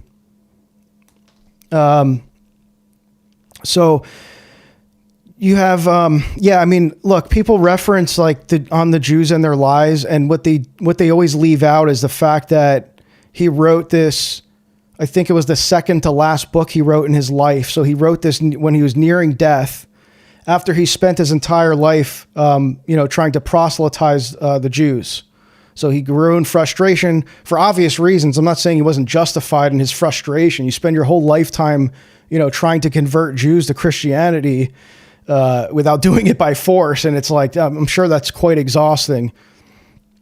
So yeah, you see Luther kind of, I try to draw this out in my book, how Luther is in more than one way very paradoxical. In various ways. That's one of them. Okay. So, I already kind of went over Zwingli. The 1531 Zurich Bible, which was translated directly from Hebrew with Septuagint and Vulgate consulted to, very varying degrees again, but primarily from the Masoretic text. And this was, the basis of Reformed covenant theology. There's a study in just last year called A Movable Israel, and they called this the Zurich Bible, the textual seedbed of Reformed covenant theology, a theology in which the Reformed community is rhetorically positioned as a new Israel, working from Israel's own scriptures. So this is why, even today, like, I'm not speaking on behalf of all Calvinists. I know that not all Calvinists believe this. I don't know if even, I don't know what percentage of them believe this, but this is why, you'll see even today, like, Protestants pushing back or refuting this notion that the church is Israel, right? It's like this has just been embedded in their theology for 500 years. So just to kind of like, outline where we are here, you have Reuchlin, who establishes Christian Hebraism and Christian Kabbalah, and then he recommends to his grandnephew, Philip Melanchthon, who is part of Luther's Wittenberg, Luther's right-hand man, and his intellectual partner, he drafts the Augsburg Confession, teaches Greek and Hebrew, and supplies the humanist learning Luther himself does not fully possess. Okay. And he was also, by the way, very interested in syncretizing spiritual alchemy, which is a whole other subject I get into in other videos. But there was all the, so look, this is to demonstrate to you that, like, I'm trying to take an honest approach to this. I could have went the route, if I wanted to go super polemic and just be like, beating people over the head with this.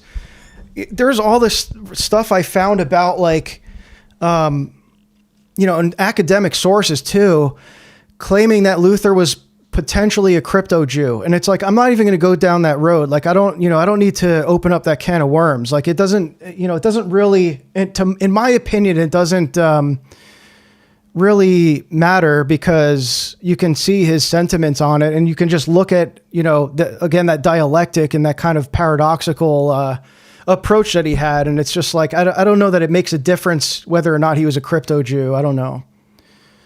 I mean, maybe you can say, like, oh, well, the whole, I think people want, like, kind of an easy attack and say something like, oh, well, your whole Protestant's whole movement is founded by a crypto Jew. And it's just like, dunk. Just an easy dunk or whatever, but it's like, it's not that simple. Maybe I have to look into that more. I don't know if it's worth looking into, but if anyone's got stuff on that, I'd be interested, but I don't, I just don't think it's particularly, like, I think it maybe if you brought that up, it would discredit this quite a bit. I think people would not take that seriously if they already don't take seriously the claim that, there was all of this, Jewish, Gnostic kind of influence in the, in the Reformation. It's like, kind of, again, hard to express that in a quick phrase, like a quick catchphrase kind of thing. It's like, you need to really dig into this history to see that. But, so you had, interestingly, a lot of historians argue this, that, when it comes to the radical reformers, now to just make this distinction, you had, the radical reformers who the magisterial reformers largely were in opposition to. So you had right away at the onset of the Reformation, this militant uprising, this literal military revolt that was justified by, all this Judaizing, by, like, all the, this obsession with the Old Testament and establishing these kind of Old Testament style covenant communities, these calls for violent revolution, very similar to what you saw in the Hussite revolt 100 years before the Reformation. Okay. And so the one figure, was Thomas Munster, who died in 1525, right? So not long after the Reformation. Early follower of Luther, he became Luther's most radical opponent, but he started out, like I said, as his assistant.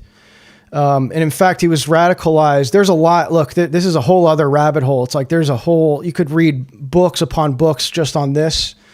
But the historians say that Munster was radicalized on a mission he went on for Luther to educate these preachers. I forget which town in Germany, but he was, whatever happened there, he was radicalized by this revolutionary kind of Judaizing sect of Protestants there. And he claimed that he had direct inspiration from the Holy Spirit. Okay. Munster said that all things in common, this book that I think this is I don't remember if it's a book or some kind of manuscript that he wrote called All Things in Common, which pulls directly from Acts 2 and 4, but is modeled in kind of like a theocratic Old Testament, communist type community.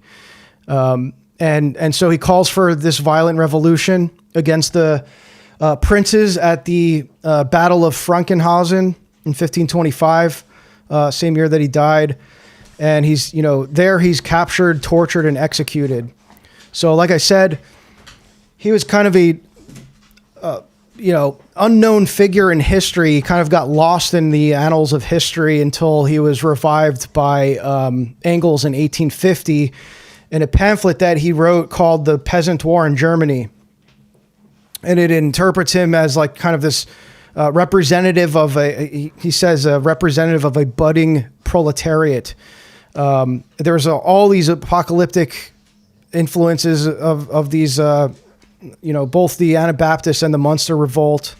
So those are kind of at the forefront of that, inspiring those movements. You had, Marxist historiography keeps him as this kind of proto-communist saint. There's even there's this guy Andrew Drummond, who is I believe he's a communist writer. He wrote a book a couple years ago, a biography on Munster called I think it's just titled "The Nation," and this is like a caution to over secularizing Munster. He basically attributes him to like a purely apocalyptic religious figure. Or I guess, I guess he's maybe not I don't know if he's a communist or not. It's kind of like the opposite of the communist view. But anyway, there's Andreas Bodenstein von Karlstadt. So this is another guy who was another colleague of Luther at his Wittenberg, famously or jokingly titled the Luther Sanhedrin, right?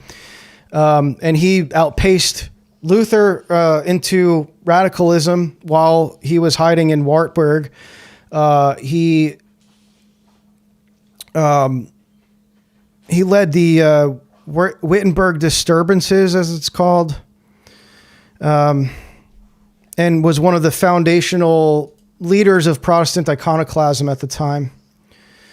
So I'm going to skip over that part. You had also, and by the way, there's a lot with the Munster Rebellion because they had there was thousands that were massacred during that. There's still to this day, you can see in, where is it? I think in Leiden. If you go to this day, there's a church in Leiden, I believe. Again, correct me if I'm wrong on the location there, but you can still to this day go to see the cage that he was tortured in. They still have it hanging in that church. So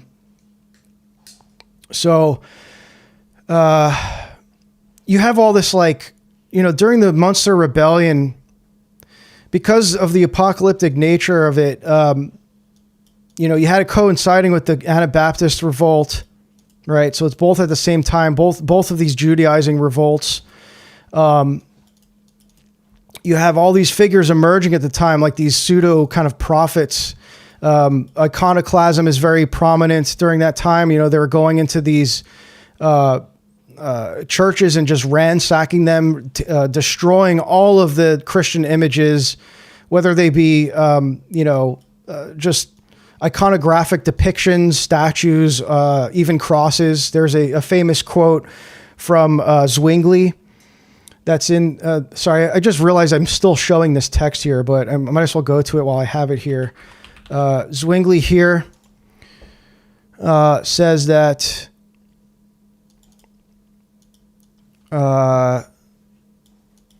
okay, is it here? Yeah. Zwingli is the most aggressively iconoclastic of all the mainline reformers. In his own words, and this is quoting from Louis Newman, who I believe is citing Zwingli directly. He says the Jews do not carry images, neither do the Zwinglians or Calvinists. So he's attributing his iconoclasm to, Jewish customs, right? So there's this kind of like Judaic influence of the Protestant iconoclasm in that regard. And then and so right here, again, even Philip Schaff, famous Protestant church historian, says, look at how he words this, right? The old order of worship had to be abolished before the new order could be introduced. The destruction was radical but orderly. The churches of the city were purged of pictures, relics, crucifixes, altars, candles, and all ornaments. The frescoes effaced and the walls whitewashed, so that nothing remained but the bare building to be filled by a worshiping congregation. That's why, to this day, in most Protestant churches you go to, you're going to see what looks similar to perhaps like a government building. White walls, very kind of like judicial looking, no decorations.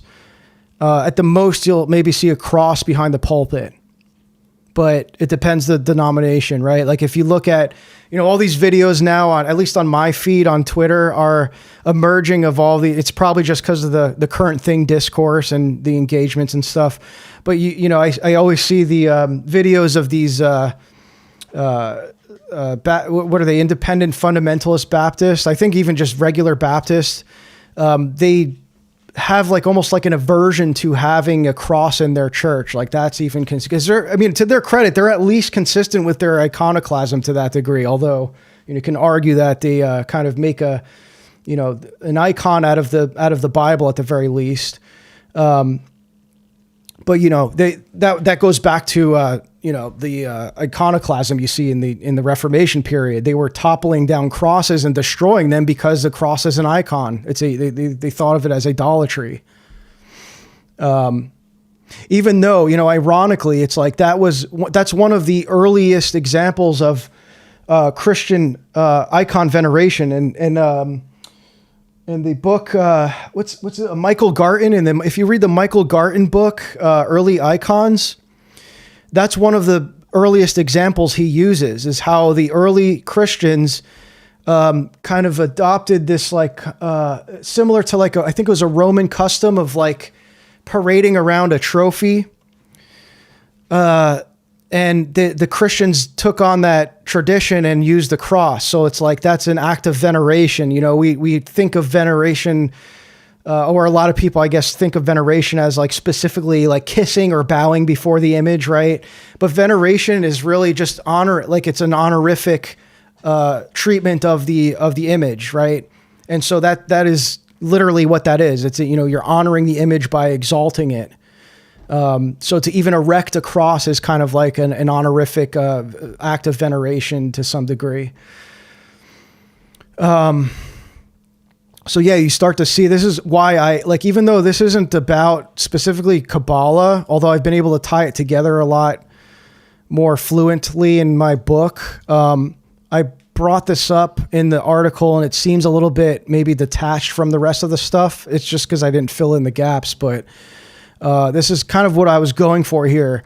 How you have this language emerge of like the destruction of the old order, of the old way of worship, and introducing a new way. Like it's really kind of like depicting how this is like the end of the old order of Christendom, and now it's emerging this new revolutionary spirit of Christianity, of a quote Christianity, like this new Christianity, right?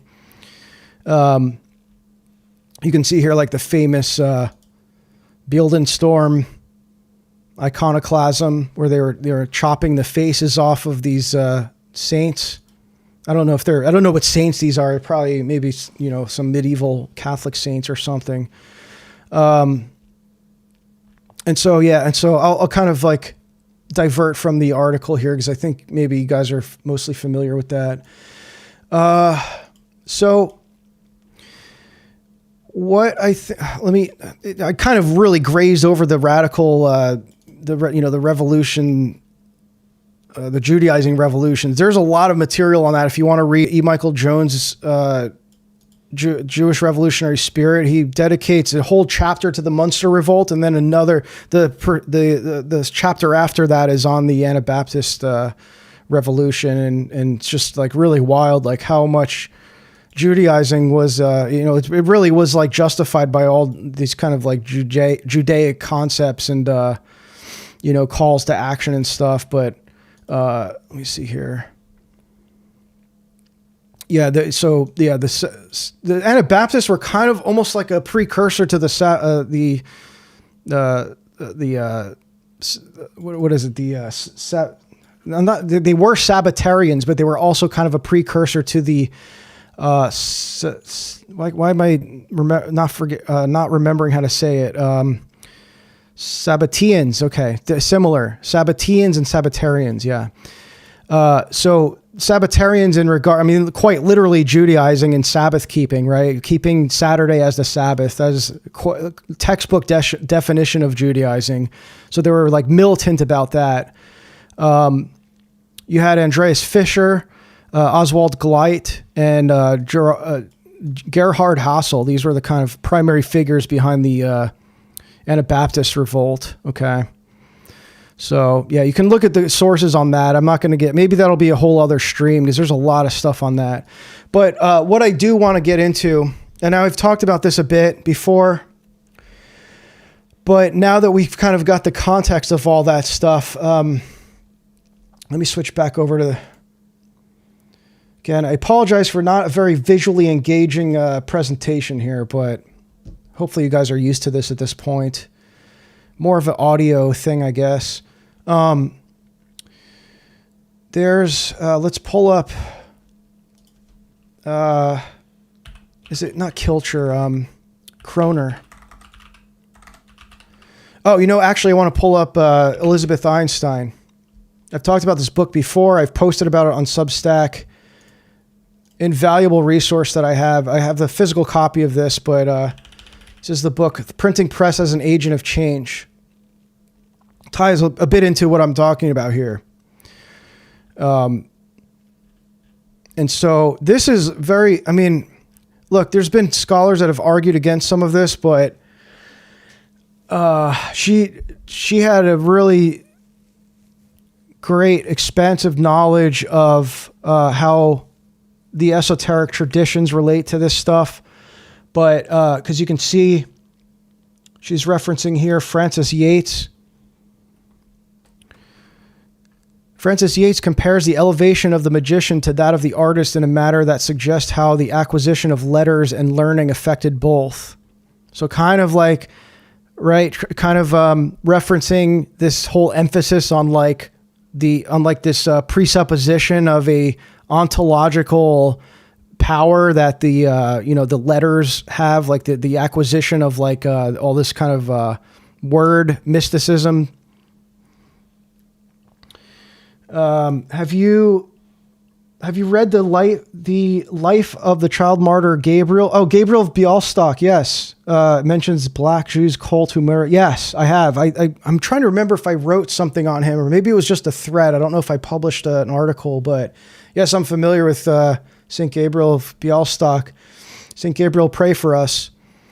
Yeah, but it's like, I think it even says in the Synaxarion, it's like there's varying degrees of detail that the accounts from the lives of the saints disclose about that martyrdom because of the implications. Very controversial, obviously, because it involves ritual murder. It kind of details that there was this blood ritual, right? It's like, what's going on there? Why are they draining the blood of this child on a Jewish holiday? I think it was on Purim. Wasn't that a Purim martyrdom, I believe? So yeah, very spicy one, but it is there in the lives of the saints. I think I'm trying to remember what had the most detailed account of that.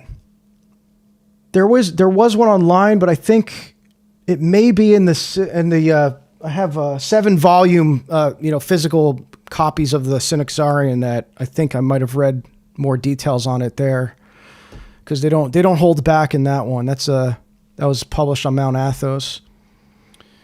Yeah, it's during one. Yeah, I believe it was during Purim, which was more recent history. That was when Israel started bombing Iran. It was like during that same feast. So it's kind of a notorious. I think we joked on the last stream with Conrad about I said something like, oh, you should add Jewish holidays to your calendar so you can know when the next psyop is coming and you can be prepared for it in advance. So Elizabeth Einstein, this text was really valuable for me. Look at all these. I'm just going to go through some of these quotes here. Printing made it possible to dispense with the use of images for mnemonic purposes and thus reinforced iconoclastic tendencies already present among Christians. Well, really talking about Protestants there. Successive editions of Calvin's Institutes elaborated on the need to observe the second commandment. Okay, the favorite text of the defenders of images was the dictum of Gregory the Great that statutes served as the books to the illiterate. Although Calvin's scornful dismissal of this dictum made no mention of printing, the new medium did underlie the Calvinist assumption that the illiterate should not be given graven images, but should be taught to read. Okay, so there's another radical shift that you see where, for 1,500 years prior, this was how Christians learned and were catechized into the faith. It was primarily through, and especially when it comes to the illiterate peasantry, which is large majority of Christians. They were taught the faith through hearing the scriptures, but also visually, and there was multiple senses involved with it because as we say today in Orthodoxy, come and see. There's a reason for that. It's like the best way you can have a direct encounter with the gospel today is by attending the divine liturgy because it's sensory, right? It has literally the smells and bells, right? You smell the incense. You are in every direction you look, you're surrounded with the whole history of the gospel, the fullness of the faith, and depicted in the divine images. You're hearing the scriptures being chanted and the hymns being sang, right? You have the taste with the tasting of the body of Christ, right? So it's like all the senses are involved, right? But then you have this radical shift where you see here, like Calvin, for example, Luther was doing the same, where they put this great emphasis on literacy and how, do not give illiterate people great quote graven images. He means Christian, icons, but instead teach them to read. Like they should just learn how to read first. And then, a whole other aspect to that is like not only learn how to read, but then there's this embedded assumption that they're going to, by learning to read, they're going to understand how to interpret the entire Bible just by reading it as if it interprets itself, right?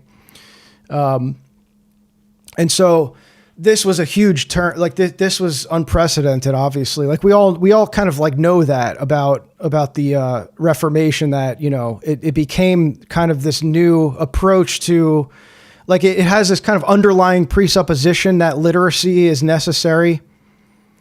If you're going to say that the primary work of the Christian is to read the Bible and gain the knowledge of salvation through a direct encounter with the printed word, well, that presupposes like that not just literacy, again, more than just literacy, like first literacy at the very least, but then it presupposes that they're all going to come to this kind of like unified interpretation of the scriptures, right? Which obviously you don't see that even at the onset of the Reformation. There's no uniformity whatsoever, even among core doctrines and dogmas. And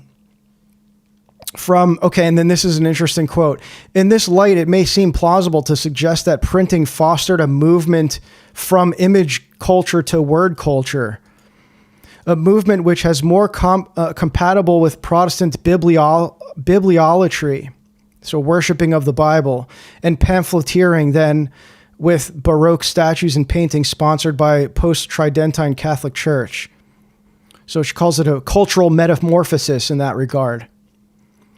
For one thing, the graven image became more rather than less ubiquitous after the establishment of print shops throughout Western Europe. For another thing, Protestant propaganda exploited printed image no less than printed word, as numerous caricatures and cartoons may suggest.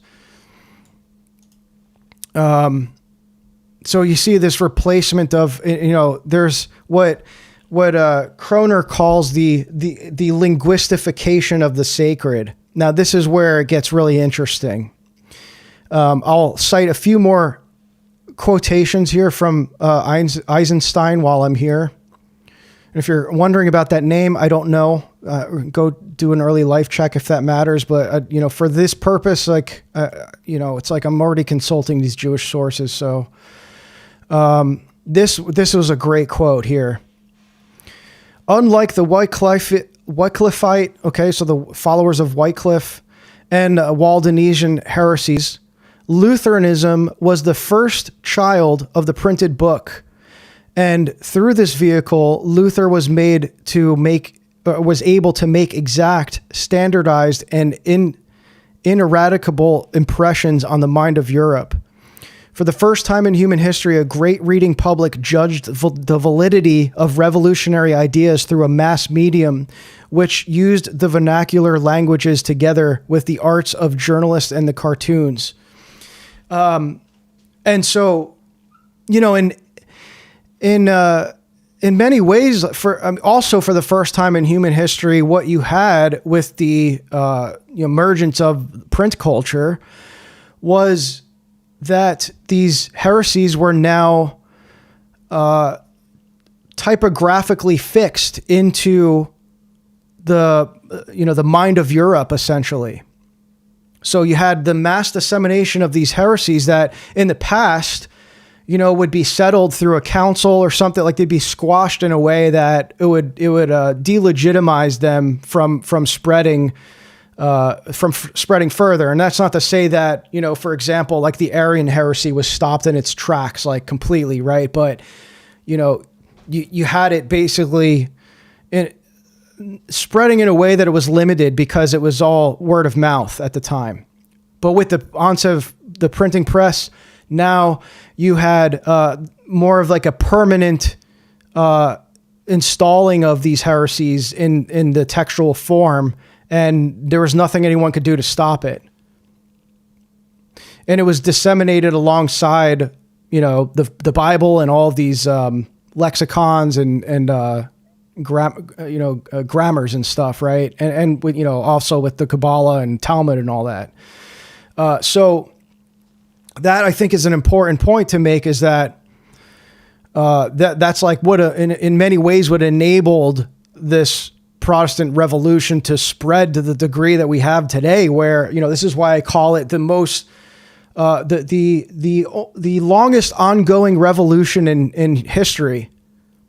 If you look at it that way, how like this started as a revolution and it's still going and accelerating to this day.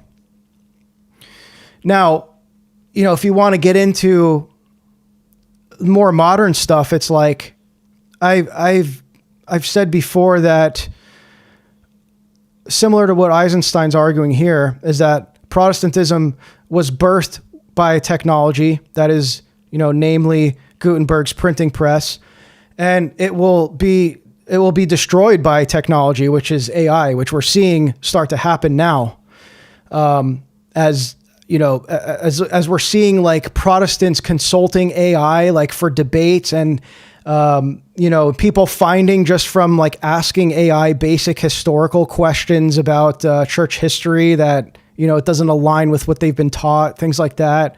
I'm not saying, I don't promote the use of AI to, quote, awaken the masses or anything, but as more people are, being confronted with history, they're, doing these inquiries into, with the chatbots to try to learn more about the origins of these things. But is this a PDF reader you're using? What is the? Oh, yeah, no problem. No, this is called Zotero. It's I use this for it's a reference manager. I use this for all my PDFs. It like stores it stores all of your highlights and your notes together. It's free and open source, so I always love to support free and open source software. And this is legitimately like the best reference manager. Very popular in academia, I believe. It integrates with a lot of other softwares too. Like if you use Word or Obsidian, I use this with Emacs. Like there's a ton of different writing softwares across various platforms that you can integrate this with for citations if you write. But yeah, I mean, even just for reading and storing highlights, doing cross references, you can make custom libraries and, organize all of your PDFs with this software. It's pretty great. Alan, thank you. Oh, thank you for the $10. Source is Elizabeth Eisenstein. The book is called, what is this called? The Printing Press as an Agent of Change. Thank you for the $10, man. I really appreciate that. Thank you for all the support. Yes, I did become a Emacs user. Actually, pretty recently, I went down the Emacs rabbit hole. I always perceived it as like this software that, you see all the memes about like how it gives you carpal tunnel and it'll like make you have a crooked pinky, which is ridiculous because like you can just assign the control key to caps lock instead, and then that resolves that whole issue. But I was always kind of scared of it because I was like, that seems really primitive and like I don't understand why people use it. But I'm using it to write my book. I've been bouncing around a lot of different softwares.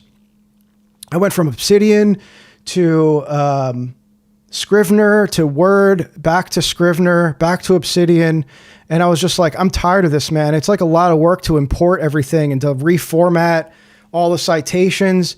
I want a permanent solution that, I can just use for the rest of my life. It's not going anywhere, right? And I settled on Emacs. So quite a steep learning curve. That's adding a whole other layer of difficulty for this work I'm doing because I'm not only like writing this book that I feel at many times, way in over my head on this, but also using a 40-year-old piece of software that has like an exorbitant amount of hotkeys that, it's like not made for people that use a mouse. I'm using this very, difficult to learn software to write it with, but in many cases it's been, it's been really kind of streamlining things as I'm learning to get better with it. But yeah, that's just I'm losing people here talking about Emacs.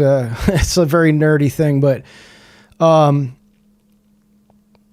yeah, and then you see all this discourse about Luther and how he perceives the printing press, very similar to what I was saying earlier about how towards the middle of the 16th century, you see very prominent kind of sentiment among various Kabbalistic rabbis that are viewing the printing press as this machinery of tikkun. You see that Luther kind of echoes a similar sentiment. Eisenstein says here, Luther himself described printing as God's highest and extremist act of grace, whereby the business of the gospel is driven forward. So same exact sentiment as the way that the the Kabbalistic Jews had all these divine, like perceived to be divine mandates to disseminate Kabbalah to bring about the restoration of the world. And also with this great apocalyptic urgency. And so the same thing here, it was typical of the Protestant outlook that he also regarded it as the last flame before the extinction of the world. So this all came about like that. I've said this before, you have to understand the Reformation in light of the apocalyptic urgency that sparked it. This is what, you have to understand it that way, that this is kind of what framed the whole urgency to get the Bible translated, to get it out there, to publish it, to spread the gospel. Like they saw the printing press as finally we're alive at this time where this has been made possible now. Like we were never able to do this before, and now we can just spread the gospel to the masses. A point that I argue about Protestantism, it's not a conventional kind of apologetic argument or anything like that, but and I know that it's it's kind of there's nuance to this, but this bothered me even as a Protestant. It's like, how are you going to say that this whole thing was dependent upon a technology that wasn't invented until the late 15th century? That's not to say that sola scriptura is dependent on the printing press, but, it was kind of like inconceivable, the concept of sola scriptura prior to the printing press. Like not in the sense that, I want to be careful here to not conflate sola scriptura with solo scriptura. I know the Protestants get all uptight about that, but not in the regard that that scripture was the highest authority for doctrine and Christian practice, like how Luther kind of defined it, but in the sense that in the practical application of it, right? Because before the onset of the printing press, before it was a possibility for every Christian to get their hands on their own printed version of the Bible. How did you even go? Let's assume sola scriptura is true. How did you even go to receive teachings from the scriptures? Where did you go to receive those teachings? Who were considered the Protestants prior to the Reformation? Of course, you had these kind of pockets of revolutionary movements, such as the Hussites and whatnot. These kind of perceived proto-Protestant types, but largely who was teaching the Bible? It's you had to go to the Catholic Church or the Orthodox Church to receive those teachings, right? If you didn't read and you couldn't get your hands on a printed Bible, you had to go to the place where it was taught, which was at the churches. You had to get catechized. You had to go through the whole kind of traditional process, right? So it was kind of my point in that is that it was pragmatically, it was kind of not something you would have conceived of being a primary doctrine of a movement, right? Not only is the Bible the sole authority, but also it should be readily available and accessible for every Christian to get their hands on it and do their own kind of private study of it. That whole notion was not even possible without the printing press. You couldn't even do that. There's just simply not a possibility unless you were, in the higher echelons of society, and were not only literate, but had access to, the academic kind of, scholastic resources that were needed for that. Or you were, a monk or something, which kind of had the same assumption.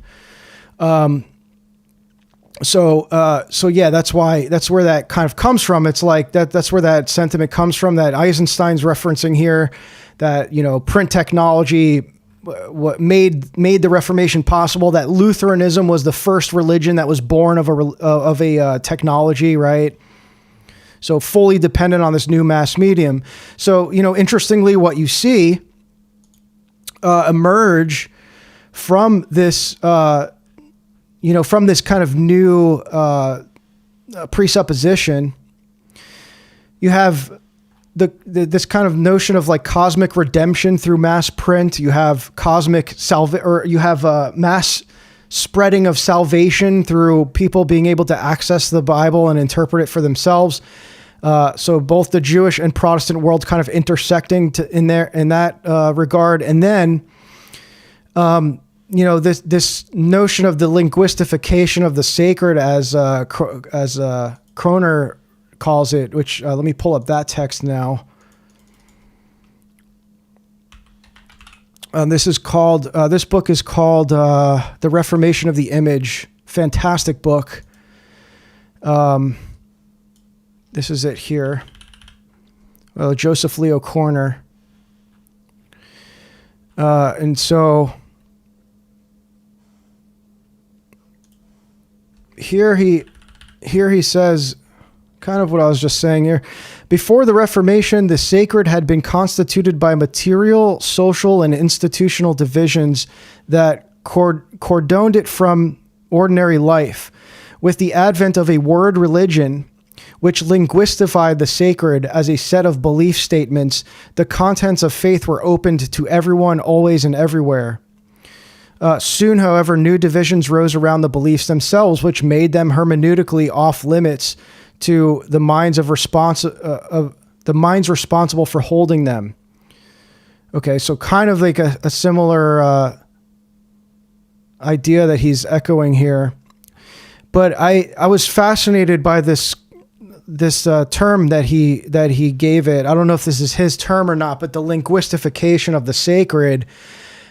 In this text, he goes into these details about how exactly that occurred, this linguistification of the sacred, as he calls it, where, as he was saying here, the advent of a word religion. So this notion of a word religion, he really illustrates in this book what he means by that.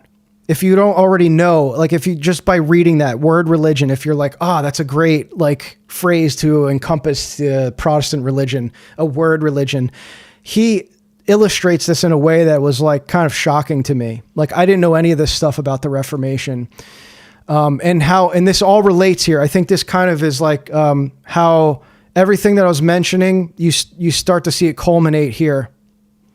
Well, you really, I mean, it's hard to say it culminates, but like a lot of the stuff we were talking about, like it really intersects here and starts to emerge in kind of a shocking way is what I'm trying to say. So you see quite literally the replacement of Christian icons with text. Text becomes the new medium in which to communicate the gospel. And it's emphasized and prioritized, just as the Masoretic text was elevated over the Septuagint.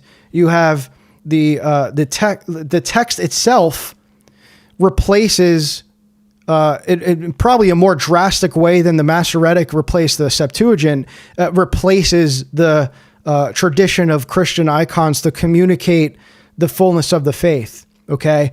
And that comes in a very violent way, as we covered with the violent iconoclasm, the literal gutting of these churches of anything that depicts the sacred, removing it, chalices, statues, everything, like whatever it was just completely gutted so that it was just the bare bones of this, whitewashed remains of a church, right?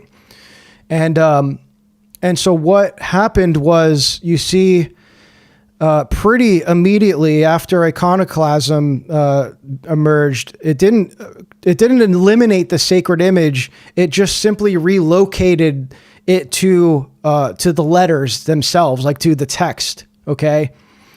So again, you see that kind of similar notion of like this ontological power of words that the Kabbalists had attributed to language, right? And being bound to sola scriptura, the Protestants kind of like elevated the biblical text itself to this sacramental status, like this kind of pseudo sacramental status as a mediator between God and humanity, rather than the sacraments, right? And it's not it's not to say that all the the Lutherans, right? We know that the Lutherans didn't like abolish the sacraments. They still upheld like the Eucharist and baptism and all that. But it's just like there was this emphasis that was prioritized. That's what I'm trying to say. And it's another thing I've talked about before that I'm fascinated with. Like I've never seen anyone talk about this in a way that was communicated in the various resource materials that I have. But another shift that you see occur in this kind of like ontological assumption of, or this assumption that that the words in the text have like this ontological importance or something, it is within the redefining of the term word of God. And I want to be careful to not say redefining, but you see this increased emphasis by the reformers on the printed text itself as the word of God rather than the person of Jesus Christ, the incarnate Logos. And it's not to say that the reformers didn't also view Christ as the word of God, okay? And it's not to say that the church fathers didn't also view the scriptures as the word of God. What I'm referring to is this shift in emphasis. Okay, again, similar to, like, there's nuance to this, but it's similar to everything I just said. The replacement of the icons with the text, the replacement of the Masoretic with the replacement of the Septuagint with the Masoretic, right? This was another emphasis I found that was placed on how, like, the kind of like metaphysical idea of like the text itself having this, again, ontological power, right? How there is now this increased emphasis on the word of God being designated to the text itself. And you see that today, obviously, like when a Protestant is talking about the word of God, like, I don't know, let's say like 49 out of 50 times they're talking about the Bible. And I'm maybe even being generous with that. But like it's like an overwhelming amount of times that term is referenced, the word of God. It's like they're usually talking about the Bible, the printed text of the Bible, right? And we saw this recently, like with that debate that Jay Dyer had with that IBF guy. That Baptist who, like, I think he was a King James onlyist, who, like, Jay kind of cornered him and got him to, like, accidentally insinuate that he believed, he might have even straight up said it, I don't remember, that he believed that the Bible was uncreated. That's kind of where that notion comes from. Like, it's like, how interesting is that they not only they shift the emphasis on terminology from the word of God, from the Logos, the incarnate Christ, to the textual kind of incarnation of the written word, or the gospel message itself. But they also kind of apply the same ontology of Christ, like as being uncreated, right? It's like now that applies also to the Bible. And I'm not saying that all Protestants believe that, but it's just interesting that you see that shift in emphasis on like this kind of language, again, this linguistification of the sacred, where it's like now you're using, like, there's not only an elevation of the text itself, and we're going to see how that happens quite literally.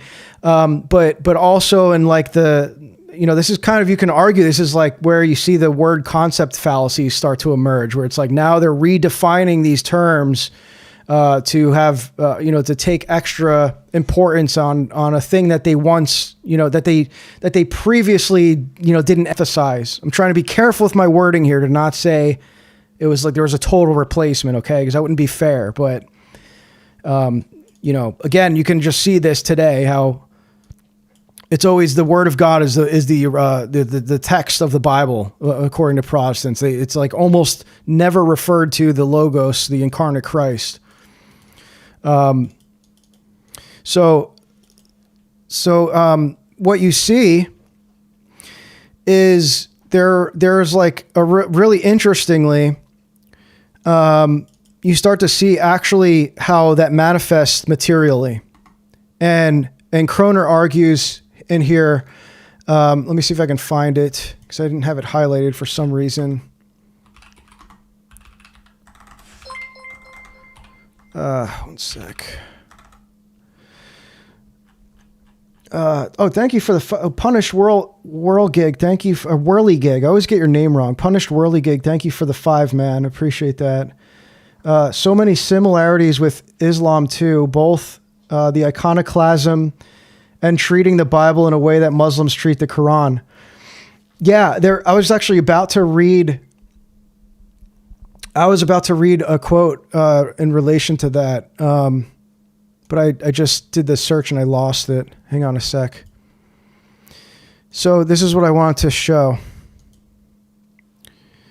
Did you guys ever hear of these text kernels that Luther used? This is really interesting. Look at all the references to this. 18 references. I'll start the first one. Let's see. Okay. I think this is what I was looking for.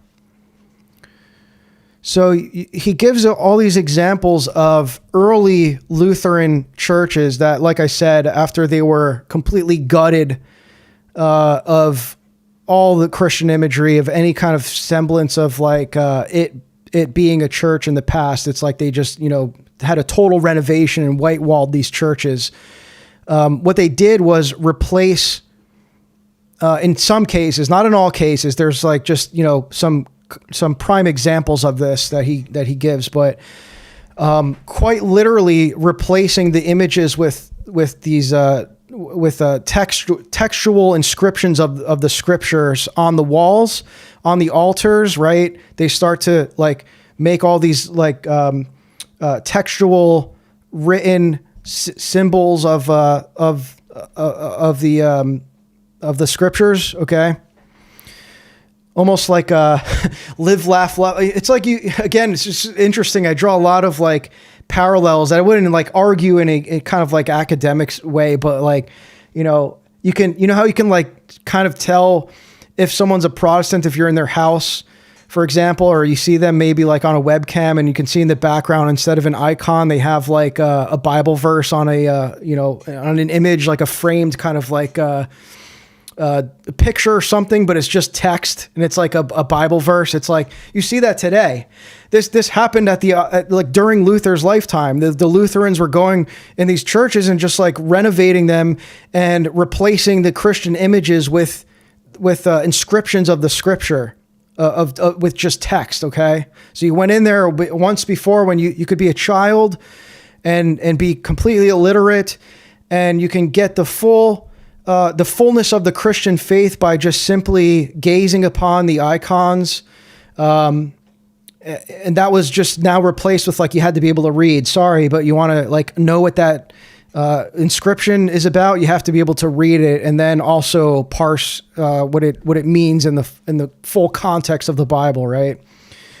And so you see this in he's talking about Luther's text kernels where there's certain printed text that's in bold, right? According to Luther, they are special because somehow in comparison with the rest of Scripture, which Luther ruled was also always perfectly clear, they more clearly and unequivocally pointed to Christ. So he's talking about how like Luther, to highlight whenever it was talking directly about Christ, he would make the text bold. It's like, is there anything wrong with that? Well, I mean, assuming he was correct in every case with that, it's like maybe that was fine. But the point is that, you had this like new kind of standard where there was like these text kernels that were embedded in the text itself in the printed Bibles. Thank you for another $5 from Periphery Allen. Thank you, brother. Framed dollar bill at the Chinese restaurant. Yeah. Let me catch up on a few chats here. 99.9% of people who call themselves Protestant or not are not really even Protestant. The no true Protestant fallacy. They're trying to clean onto the Roman Church to things that they like, then reinterpreting the Bible going backward. Okay, well, I mean, you'd have to kind of draw that out a little more. I don't know what you mean by that. 99.99% of the, so who's a real Protestant then? It's like it's in the name Protestant, protest. It's like they're all in a sense, protesting against Rome. The issue I have with most mainstream Protestantism is that they don't start at the beginning of the Bible, develop a Jewish understanding, and then work their way forward. Okay, well, we're kind of seeing the fruits of starting with at least a rabbinic Jewish understanding and then working from there. The Christian tradition starts with the apostles. So we start there. We don't start with like Judaism. Yeah.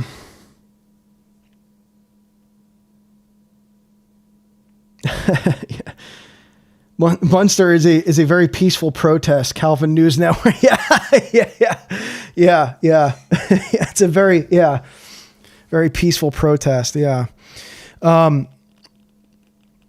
So yeah, I'm very interested in this idea. So here he shows like some images, these text kernels, right? Like this is what they replaced icons with. It's just all word slop, right? And I'm not saying that to say like, oh, like it's scripture. Okay. So I'm not saying that the scripture is slop, but it's like, we start to see the beginnings of prot slop right away. It's like, all this word stuff. It's like, you got to read. It's almost like, it reminds me of the leftist meme where it's all these words. It's like, just what is the point you're trying to make? Give me a picture, right? I'm retarded. Communicate this message to me like I'm retarded. I should be able to look at an image and understand what message you're trying to convey. But now the new medium is text. So it's like all this word slop all over the place. It's just all words and all text everywhere. So you can't even just quickly gaze upon, it does, to be fair, look, you can see Christ on the cross there. There are people. So it's not like a total abolition of icons, but it's like all surrounded with words. There's inscribed words here. There's inscribed words here, right? So again, I'm not saying this notion of like having words, like we have words on our icons. There's nothing wrong with that. I'm talking specifically about the shift in emphasis and the words become more prominent than the images. And in many cases, they just totally replace the images. Okay. That's just trying to be nuanced here, not like talk about this in a way that it's like, oh, well, look at these Orthodox icons. They have words on them. Of course. Okay. We're not saying that don't use words on icons. Okay. I'm not saying that. But what's interesting, I mean, look at this one. Look at this. So yes, Christ is in the center. It's technically an icon of Christ. He's on the cross, but it's like surrounded by, it's a whole passage. It's a whole biblical passage. You just don't see that on Orthodox icons, a whole entire passage of scripture like that. Because it's like, it's supposed to be conveyed in the image itself. Thank you. Another $5 from Periphery. Thank you, man, for all the support tonight. Our resident Asian, of these people and groups you are researching, do you feel special love or sympathy for any group in particular, like favorite prot groups historically? That's a good question. Honestly, I actually sympathize the most with the more esoterically inclined Protestants, like the ones that were actually condemned as like heretical Lutherans, like I've covered before in my streams on the trend of alchemy in the Protestant Reformation. Those guys I actually sympathize with, and it's for the reason that they were seeking to fill a spiritual and metaphysical void that Luther had left in Protestant theology. So they were mystically inclined, and like they had this this rightful and justifiable desire to recapture to remystify the Christian faith, because it had been so far removed from the mystical theology of the Eastern Orthodox Church, right? So they had a genuine desire to do that. They filled it with Gnosticism, but they were, they kind of had I was sympathetic. What I'm trying to say is I'm sympathetic with their what led them there, not with the conclusion that it led to. But if that makes sense, yes, I do sympathize with those figures. I think probably the most. The more I learn about let's call them confessional, small o, Orthodox Lutherans, they had some stuff that, in comparison to the other Protestant sects, that they were, at least still maintaining the veneration of the Theotokos to a degree. They weren't total iconoclasts, right? They still maintained the real presence in the Eucharist. So it's like, I have respect for that. Hard to say I sympathize with it, but I have respect for it. Definitely in comparison to other Protestant sects. Calvinists have no sympathy or respect for any of the iconoclastic sects. It's like they could, I respect them as much as I do an Arian, which is zero. I have negative respect for them, actually. I would disrespect them. So, yeah. What's this about? Oh, did I miss a comment here? I never made that connection. What did John? Oh, hey, John.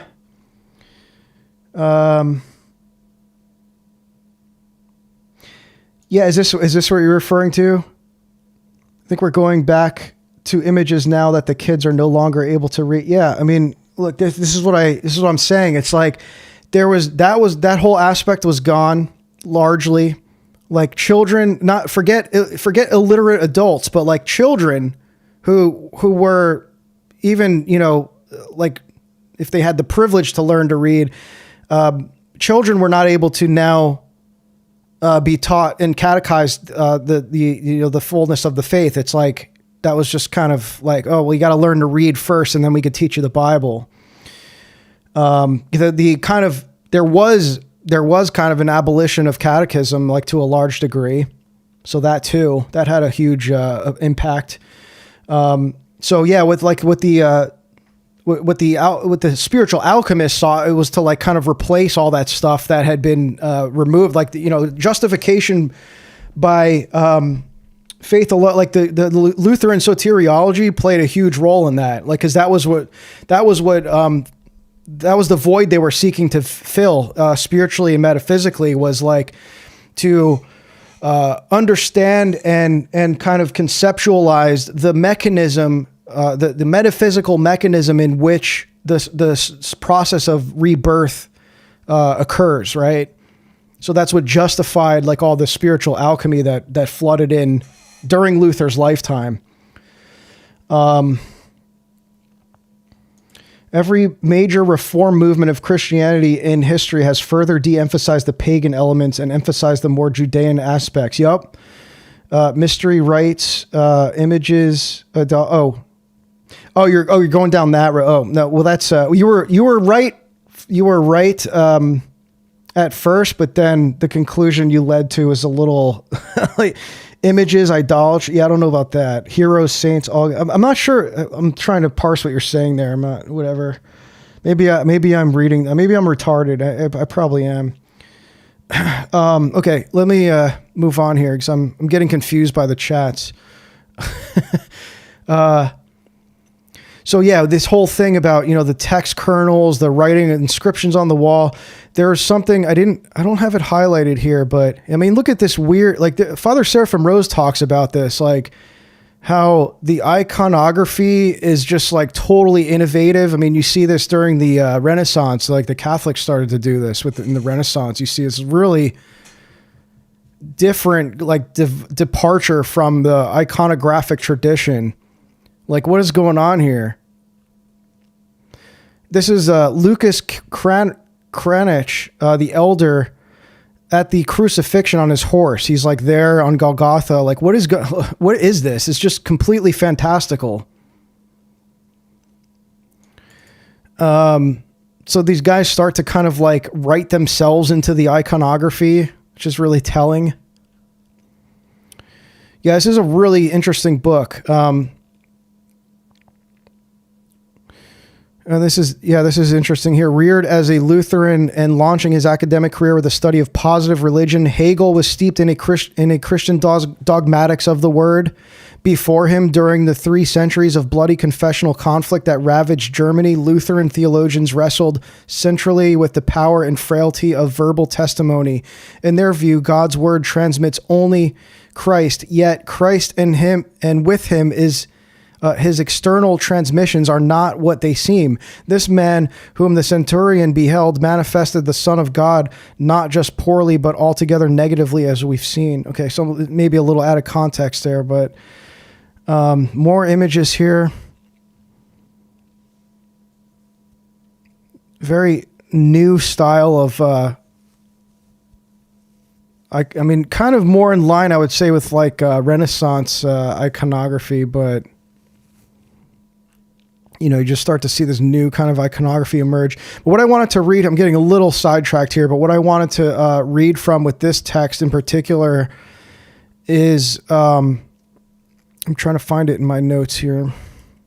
Okay, here. So another paradoxical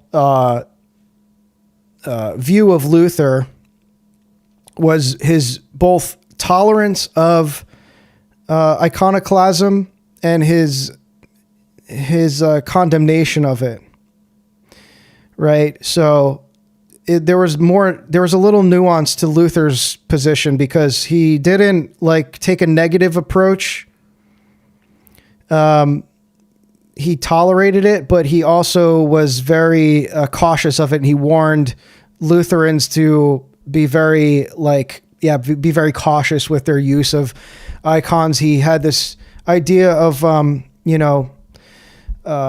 inner idolatry that, he correctly kind of like identified idolatry as something that occurs from within. So it's like, a lot of modern Protestants, they might view, like they look at Orthodox icons and how we venerate them, and they say, oh, you're worshiping that image. Like your worship should be directed towards God, and you're worshiping this piece of wood. Like they don't understand, obviously they don't understand how it works, but they'll view that as idolatry in the very like archaic sense of like idols are only these physical statues or depictions of an entity, of a god or a deity or something, right? And so Luther, I think it's a good teaching that Luther has where it's like, well, idolatry is a disposition of the heart, which he's correct about. Okay. So that in that regard, you could bow before an image, and it depends on where your worship is being directed. Is it being directed? Are you actually worshiping that piece of wood? Are you worshiping the depiction of it, or is your worship being transmitted through the icon and directed only to God, right? There's like all these, potential things it could be, right? But so it's like a very retarded kind of view to just say like, oh, that simple action of like bowing before a person or a thing is in itself an act of idolatry. So Luther did have, that sense of it, but he was also very, he was operating within this paradox of like this dialectical tension between negative iconoclasm and like a positive linguistification, which resulted in the replacement of images with the biblical text, like we saw in those examples here, right? Like this. So not a total replacement, but like, what's more prominent here? The text, like what's occupying more space? Let's look at it that way. What occupies more space in this image? Christ on the cross, or all the words that are here that you have to read? That's the point. Same here. It's like most of the space that's occupied is words. This is an exception. I mean, look, I'm not going to analyze every one of these, but this is a Lutheran icon. So yeah, the point here is like, yeah, there was this dialectical kind of approach that he had, like many things for Luther. And so there was this intense pressure to remove all of these idolatrous images of, the Theotokos, right? Because these were Catholic churches. And in one example, I think this is maybe the earliest example. This was in 1525 at the Strasbourg Cathedral. Let me see if I can find this in the text. And I'll read directly from it. Okay, so here you can see the Lutheran altar. So this is a woodcut. A lot of these were just woodcuts. Is this what I'm looking for? Oh, there's a lot. Okay, hang on. Let's see if we can find. I'm trying to locate this quote that I have. Okay, here. I'll do this. I'll do this here. Give me 1 sec. Sorry, guys. Oh, I copied the wrong thing. Lutheran crucifix, both. Okay.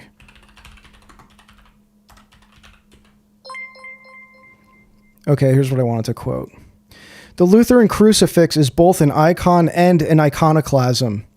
It does not simply restore, reactively, sacred pictures to a cleansed church. It maintains itself in a state of remove, asserting by visual means that what it shows is elsewhere and invisible.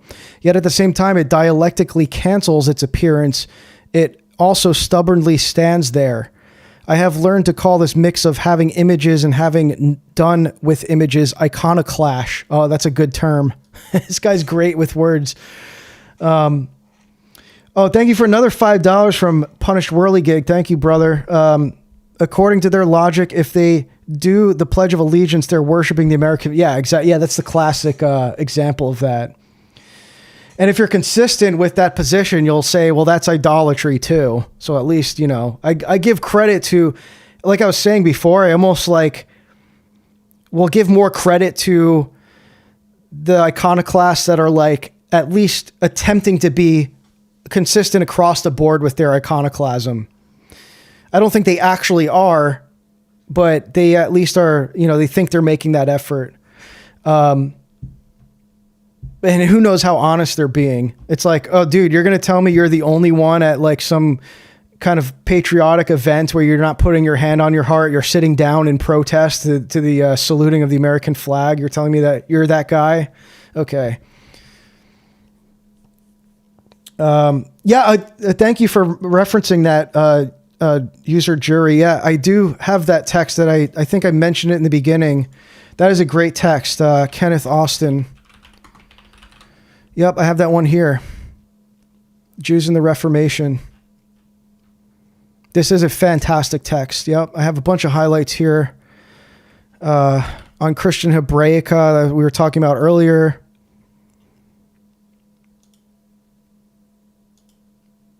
He's got really good statistics in here that I was trying to recall earlier, but I'm terrible with statistics. And here's a reference to what I was saying earlier about St. Augustine and his opposition to, I believe that's what this is. Yeah. St. Augustine's opposition to the primacy of the Masoretic text over the Septuagint. Yeah, this is another great book. But here's what, this is what I want. I think I finished that quote. So another one here is about,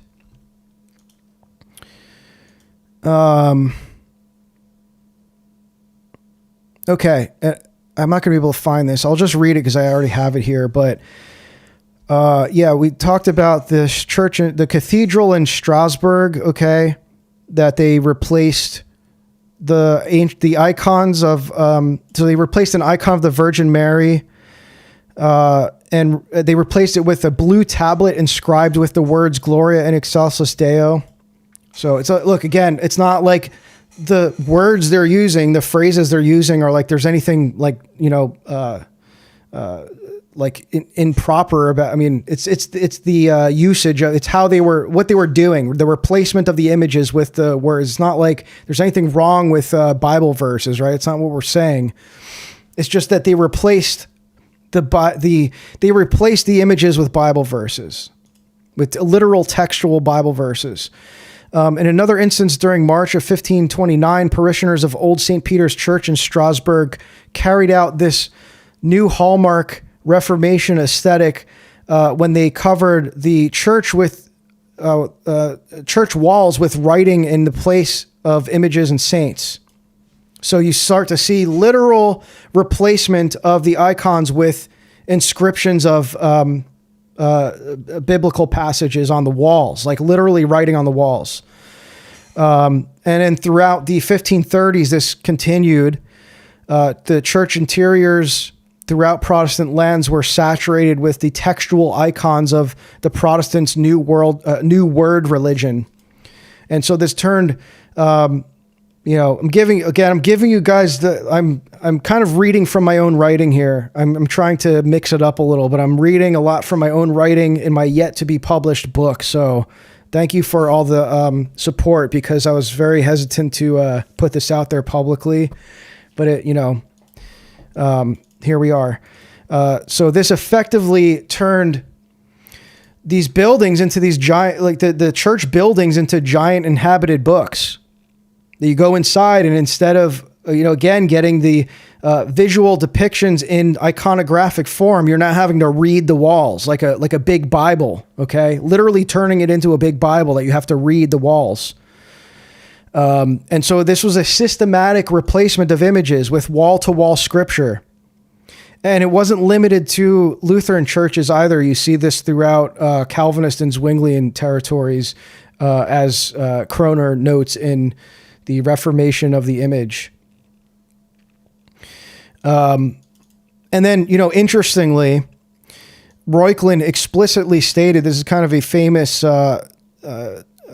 statement from Reuchlin, who said, he was referring to the Kabbalistic conception of reality. He said that letters and words are not the only they're not only the signs of things, but also the stuff of things.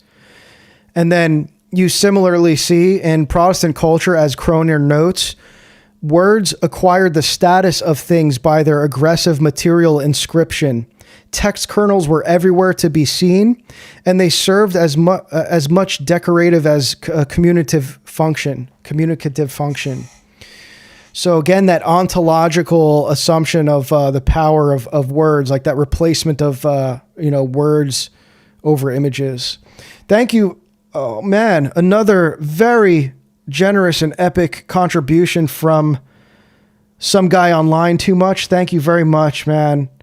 That means a lot, and I super appreciate the very generous and kind support.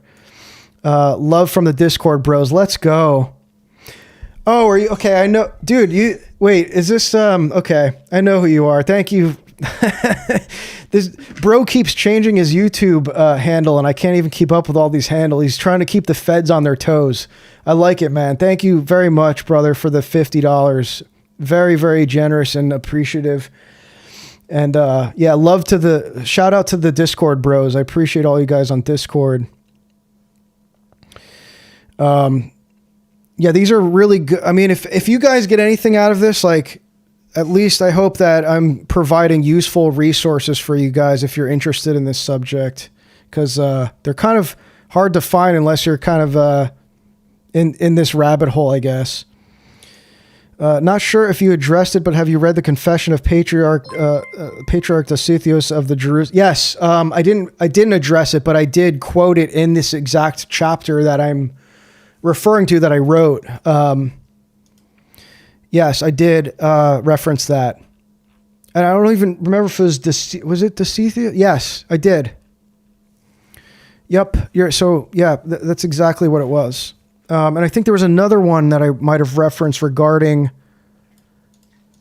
an ecclesiastical statement on the Septuagint, if I'm not mistaken. I don't remember. Let me see. I'm going to look here.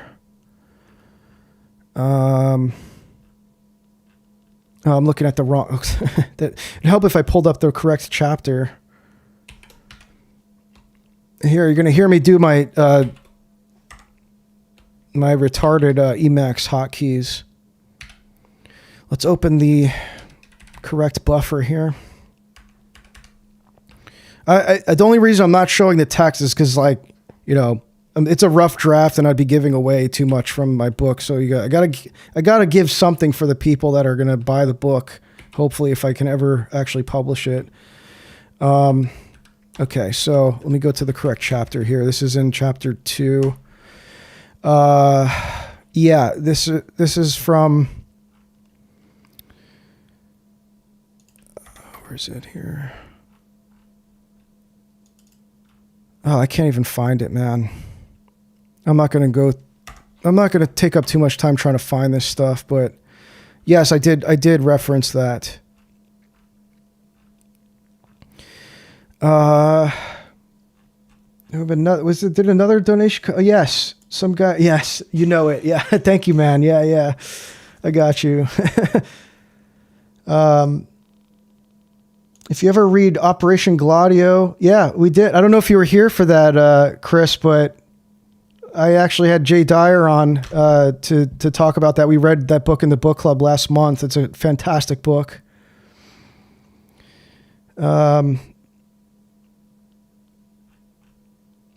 Yeah, and it's like, dude, the case I'm making here, just like for the, you know, if we do have like Protestants that are tuned in and you're getting, you know, triggered, it's like, I'm just covering the Protestant transmission. There's more to this. I'm not arguing that like Protestants brought this about. Okay. I acknowledge, just like all the esoteric historians who have covered this, acknowledge that the Renaissance Church of Rome served as the gateway to all of this. Like that kind of opened the floodgates to all this esoteric syncretism in the Western Christian world. Okay, so I'm not arguing that this was birthed from Protestantism. There's a little more nuance to it. Like I said, this is why it requires a book. It requires all, you know, hours and hours of discussion, you know, reading and stuff. It's like, this is a complex thing. I'm not trying to oversimplify it. Okay. So that's why, like I said, it doesn't really translate that well in the realm of apologetics, because how do you even go about bringing this up? There's a lot of context that you have to understand, but the more you do understand, the more I think that it like really is like, I want to do what I can to avoid any of this kind of thing.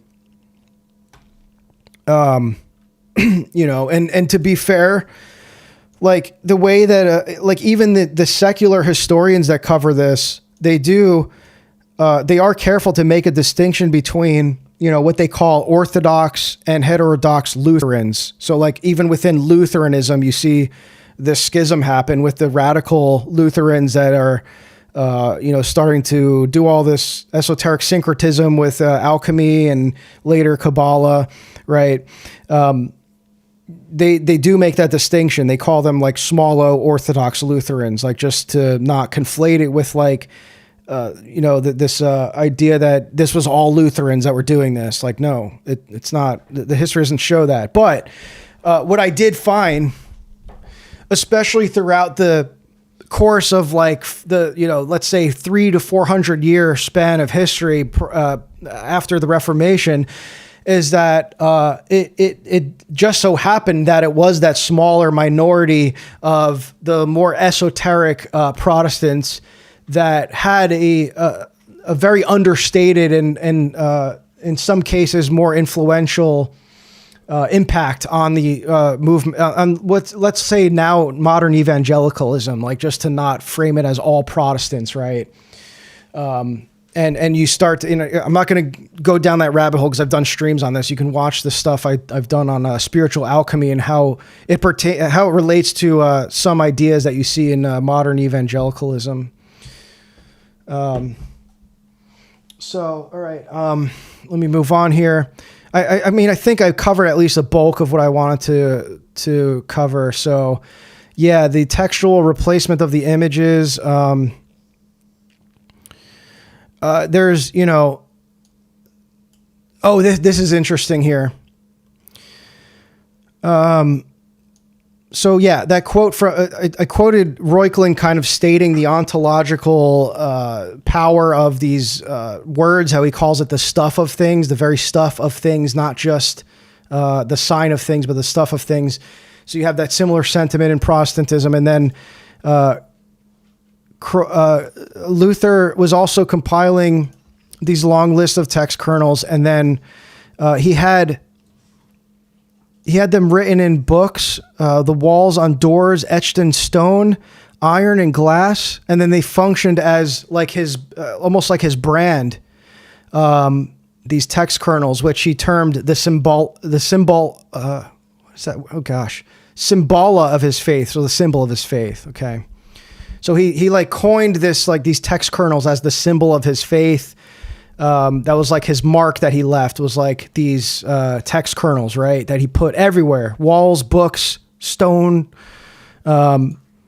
In his preface to the Wittenberg Church Ordinance, he instructed Lutheran parents to write Bible quotations all over their houses, and even to sneak them into their children's little sacks and bags as one would a coin, for they were worth more than Rhenish gold.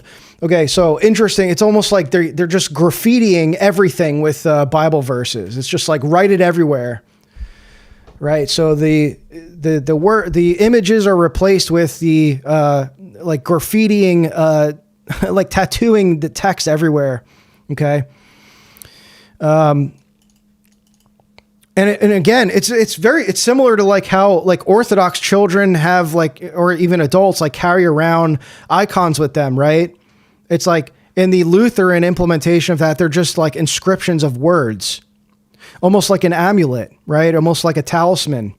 In fact, Kreuner makes that exact comparison. He says for the cult of Luther, the word became like a talisman. And these are my words, but in some cases, well, he actually draws this comparison too. He says that they're in some cases believed to be imputed with magical powers that are interchangeable with apotropaic devices, like these occult kind of tools. They were even placed on the horses' muzzles to protect their eyes in battle, exactly how you saw the implementation of magical amulets in like pre-Reformation folk religions. You saw this. And so really, the fundamental difference, it was the medium, and it wasn't the metaphysics. It was like the medium in which it was transmitted and the assumption of ontological linguistics. So, then, this also can help you understand the emergence of alchemy in the Protestant world. There's an article here. Let me see if I can find this. Alchemical. What is this one called? I found a really interesting article on this about the. Is this one here? No. Sorry, let me look up the title of this. Oh, Zolokos. No, it wasn't that. Oh, is it in this text here? Okay, this isn't what I was thinking of, but it does reference it in here. I think I've referenced this before, but this author here, Ursula Zlakowska, whatever, she says that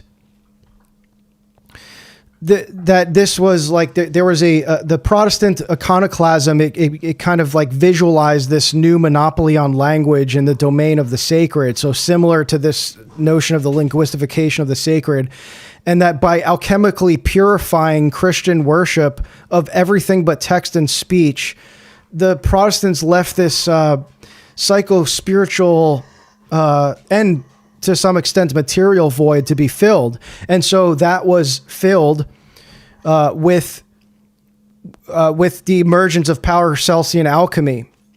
And you can see this like visually. You can see the trail that they left of alchemical illustrations wherever there was Protestant iconoclasm.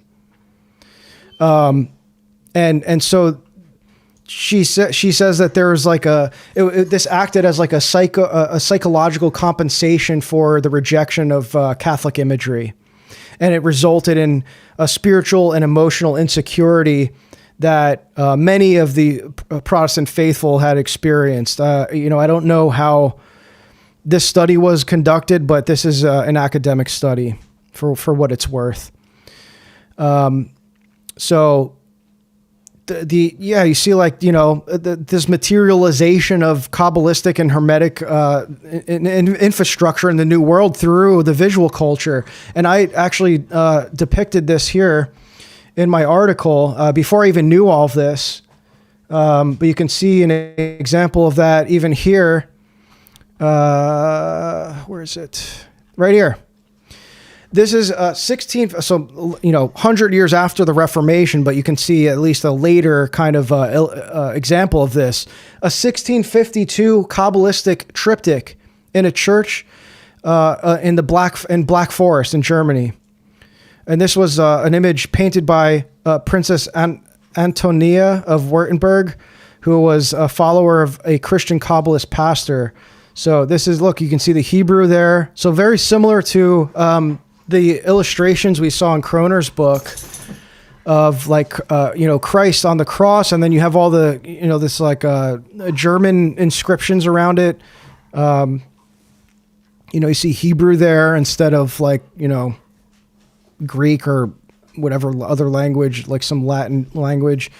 And you might not even know that, you might not even be able to identify this as a Kabbalistic image if you hadn't known what it was referencing. But yeah, so there's if the Hebrew doesn't itself kind of allude, kind of indicate that, but yeah, so that's just one example. And I know it's not alchemical, but you do see all these like the emergence of like alchemical and Hermetic kind of images that are in the wake of Protestant iconoclasm in different regions. Yo, calm down. Sorry, my dog is absolutely spurging right now. Chill out. I know. Stop. Oh gosh. Okay. All right. Let me see here. Is there anything else that I missed? Okay, visualization of so it was this iconoclasm we covered. Yeah, I think I covered everything I wanted to. Does anyone have questions or like whatever? I don't know if there's questions or. I thought Alan's question was great. That was a great question, man. No one's ever asked that. If there's any sympathies towards any of the Protestant groups, that's not. I'm talking historically. When I answered that, I meant like in this context. But there are some today. Maybe I'd have to think about that. Let me see here. There was something I wanted to comment on that I missed. My retarded dog threw me off. Oh wait, was it this? Oh yeah. This text. Okay, this text about the alchemical void that was filled with like this psychological kind of compensation. Was there any more to that? Yeah, there's a little bit more. I don't want to. Okay, maybe I should stop here because I'm getting into some really good stuff. I think in the research that I'm presenting in my book. And I was really trying to not give much away. Here I quote Brad Gregory. This was another great book titled, what was this one? Brad Gregory, The Unintended Reformation. So this book is more about the impact that the Reformation left in secularized society. And so just to even reference an example of that, like what I stated earlier, how this month in the book club, we're reading Rachel Wilson's book, Cult Feminism, and you see like a large majority of the material where she's tracing this transmission of the esoteric and occult influence of feminism is transmitted through kind of the same sectarian Protestant movements that like these revolutionary Protestant movements that we're following in this same transmission here of Kabbalah and Hermeticism and Judaizing and all that stuff, right? And specifically through like the burned over district, for example, where you see the emergence of like, you know, all these Protestant cults that you have now, the Mormons, the Jehovah's Witnesses, right? And it's just interesting to see how that was just one part, like that's one book and one aspect of how the Reformation impacted the modern world. This book is like a whole overview of like all the aspects of like, you know, nominalism and individualism and like just all these various movements that effectively secularize society. So it's you know, I know it's a meme to say like the Reformation, like to blame everything, all the woes of the modern world on the Reformation, but like there is a good amount of things to blame the Reformation on. But it doesn't start with the Reformation. The Reformation came about in a point of history where there was already this dramatic shift that was occurring in the Western world. The Protestant Revolution kind of just, you know, it emerged in the midst of all this, and like a lot of the preconditions were already laid. So, for example, what we covered in the beginning, the Pfefferkorn Reuchlin controversy, right? Like all these events that led up to it, the esoteric revolution that occurred in the Renaissance church, right? Like that made a lot of things possible too. So it's like there's a multitude of things I could name that even set the course for the Reformation. Obviously, like you know, it's conventional history shows like all the stuff that they were protesting against with all the corruption of the Roman Catholic Church, but you know, we all know that normie history. So anyway, I think I'll just stop here because it's been good. Wow, we've been going for 3.5 hours? Dang. Okay. So we've covered quite a lot here. I want to thank everyone that has been tuned in and just, I guess, listening to this. I hope that it has been informational, educational, and somewhat entertaining. But thank you very much, everyone who showed all the love and support tonight, especially with all the generous donations. I apologize if I happen to miss any. I don't think I did, but I apologize if I missed any. I will catch them eventually and give your proper thanks if I did miss any. And as always, thank you to all of the paid monthly subscribers over on Substack. Between you guys and everyone who's, you know, continually supports the channel here on YouTube, you all make it possible so that I can take the time to actually write this very complex and, you know, I keep getting reminded important work that I'm writing about here. You know, I guess the jury's out if it's actually important, but people keep saying that, and so you know, you guys are allowing me to get this information out there, which is what I'm trying to say, which I guess is somewhat rare, but I hope that it becomes more widely discussed. For whatever reason, you can kind of do what you want with this information. I'm not trying to beat people over the head with it, but people find it interesting. So get the word out, I guess, if you feel like it's something that's kind of important, I guess. Pfefferkorn was the original brother Nathaniel. Yeah. He kind of was. Yeah. If you think about it. I don't know of any conversos that I've read about that made a bigger impact against Judaism in relation to the, you know, intersection with the Christian world than Pfefferkorn. And like I said, you go to his Wikipedia and it's kind of just about that. It's like he was like left his mark in history as being the guy that opposed the mass dissemination of the Talmud and the Zohar. So kind of kind of based, I guess. Yeah, I mean, for his time period and for what he was up against, pretty based, I would say. Yeah, I know. I got to take the doggo outside. Yeah, that's my reminder that I've been going at it too long. My dog starts spurging. So, all right, guys, I will cease the rambling here. And so, again, thank you all. I appreciate and love all of you. We'll see you in the next live stream. I don't know when that will be, but stay tuned. As always, on the Discord and the Telegram, you can get notified for when the next live is going to happen. And yeah, we'll see you then. Thanks, guys. Take care. God bless.